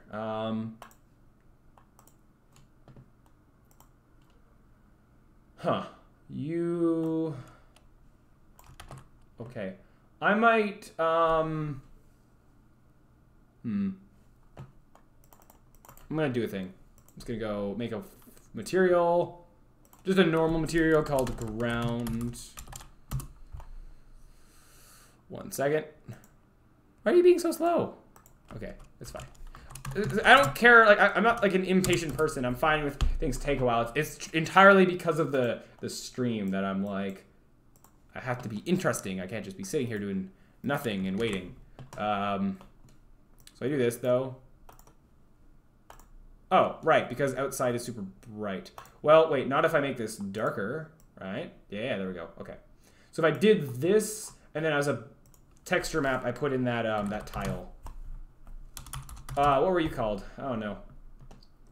Crosses? Ooh. Interesting. Can I find the floor? I can go look at what that other material is actually using, but I just want to have a quick... If I can just quickly scroll through and find it, that would just be faster. Default checker. Ooh. No, where are you? You're not called tile for some reason. That seems like an accurate name of what you are. Where are you? What? Okay, I just didn't find it, so I guess now I'm going to go searching for it. Where is the other scene? This. No, save this, yeah. What texture are you? Prototype grid. Okay, well, fair enough.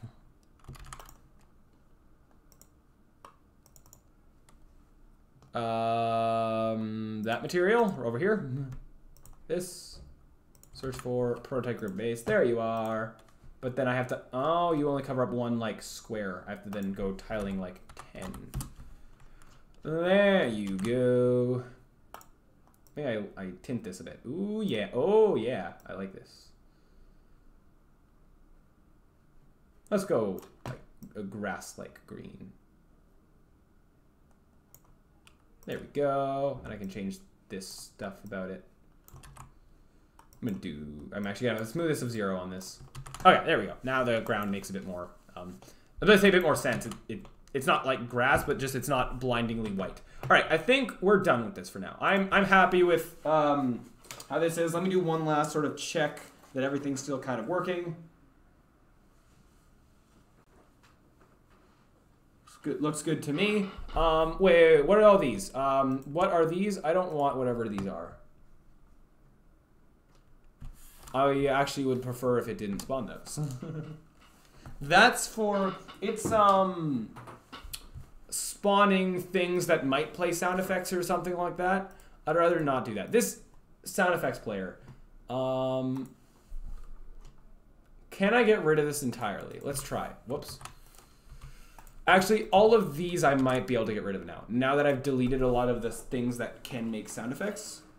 No, but I'm wrong.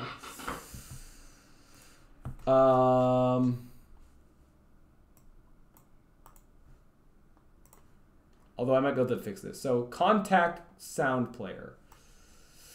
I'd rather, I think we're going to sort of program our own thing if we do that kind of stuff. So, yeah. What about, did everything, where's like the cheese? Hold on. Oh, planet, let's get rid of this. Interior, let's get rid of that. Starting position, floor. So usually, okay, let's go. This is for some cleanup. I'm gonna go environment, and then go this is gonna have all this stuff in here, and this floor. We call this tile floor. Okay, and then directional light. I guess I'm gonna put this in with this, and then I'm gonna go interactables. I'm gonna not have a separate thing called potions, just have these things like this. Okay, so I imagine the cheese, do you have a contact thing? Contact sound, whatever? Cauldron ingredient, we do not have this being a thing anymore, because that's for what the escape room was. Contact sound player, like that's very specific to what this demo thingy was for. Do not need that for our thing. Okay, still getting errors. Why? On the potion bottle. Object reference not set to an instance of an object. Where? Here, let me go. Potion.start. Potion.start? Oh, you have a potion script. Okay, okay, okay. Oh, because you do audio things. Right. Fine, okay, I keep the CCC thing for now. You win. And that was after I did all that stuff. No, I was done do that. No. Fine. I can, correction, I can get rid of that stuff once I play around more with the code. I'm purposely, for now, I'm not doing any changing of that code. That's going to be for another time. So, yeah. So now let's just do this again. Did I reset this? I did. Yeah. And then also delete this. So these and this, let's just redo this bit of organizing. Call this tile floor.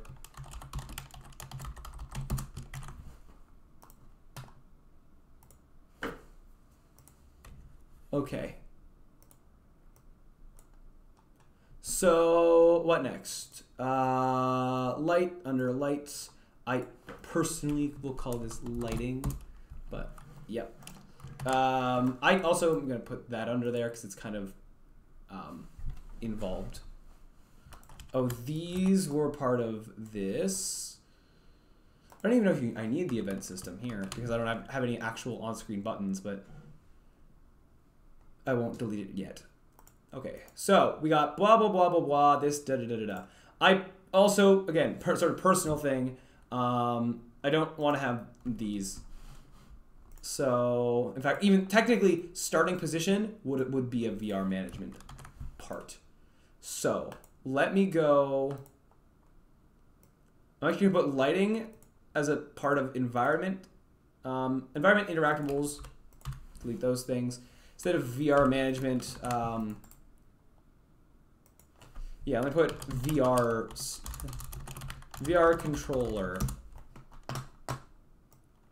and dump all this stuff in there.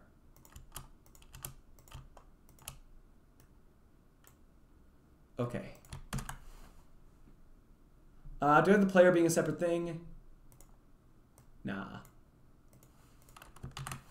All right, and with that, I think we're done with this for now. So, woo! Did that.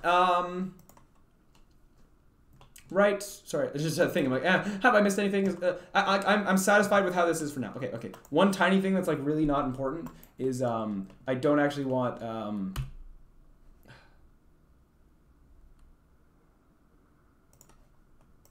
I don't want that the one with the key thing. So I'm just gonna go unpack, delete this. I just said unpack. Thank you. And then just take another one of these, duplicate it up. And that's probably fine.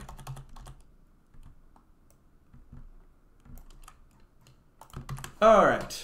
With that, I think this is done. So let me just do one last test that going into play mode causes no errors, please.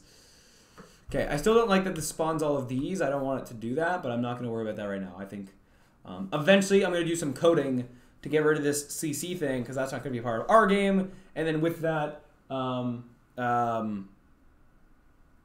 I can delete that stuff, and then that'll be gone. So that's all good. Okay, next thing we're going to do is what? So I'm also still just feeling a little bit, I'm going to say woozy from all my messing around with the VR stuff. That was maybe a mistake. I'm fine, but just, yeah. Okay, so what do I want to do next? I'm uncertain. So I think I'm done with this, like the VR project for today, I think. Sort of. I need to, with my group project thing, I'm now going to make a GitHub repository for all this and start setting up version control stuff. I guess we can do that. I'll do that on stream. But then I'm going to contact my group members, and I'll probably do that off stream. So, yeah. So, let me just go to GitHub. Wow, it's my GitHub. Woo. This is the thing for Ultimate Tag. I haven't kept this active in a while. Let's do that. Forgot about that. It's gonna take a little bit to open. Yeah. That's gonna take a few minutes. Or not a few minutes, it should take only a few seconds. It should open really quickly. I think I'm also at a point where I'm gonna close Oculus, get back my other monitor. I think I'm done with VR stuff for now. Anyway.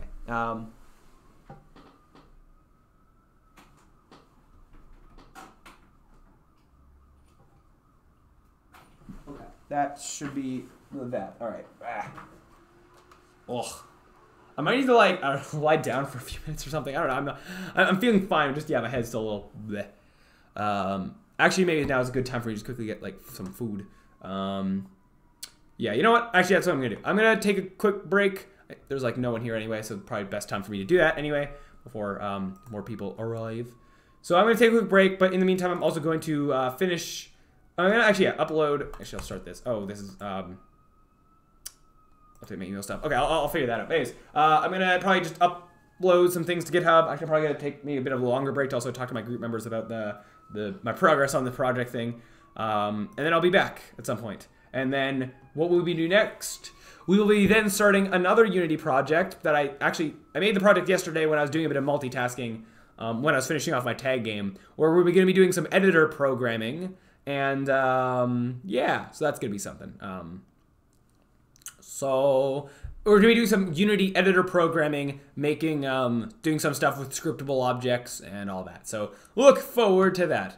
But I'm going to take a bit of a break, and I don't know how long I'll be. We'll see. Anyways, I'll be actually, because I don't know how long I'm going to be, and it actually might be longer than I think. Stopping the stream and going to the not here screen are basically the same thing. So I'm actually just going to stop the stream for now, and then I will come back and start the stream when I'm back. So it might be longer than I think. So I guess then I'll be back. So I'll do my outro thing, but then I'll be back in maybe an hour or two. We'll see. So anyways, that'll do it for this live stream. If you liked it, look forward to more. Thank you all so much for watching, and as always, I'll see you around.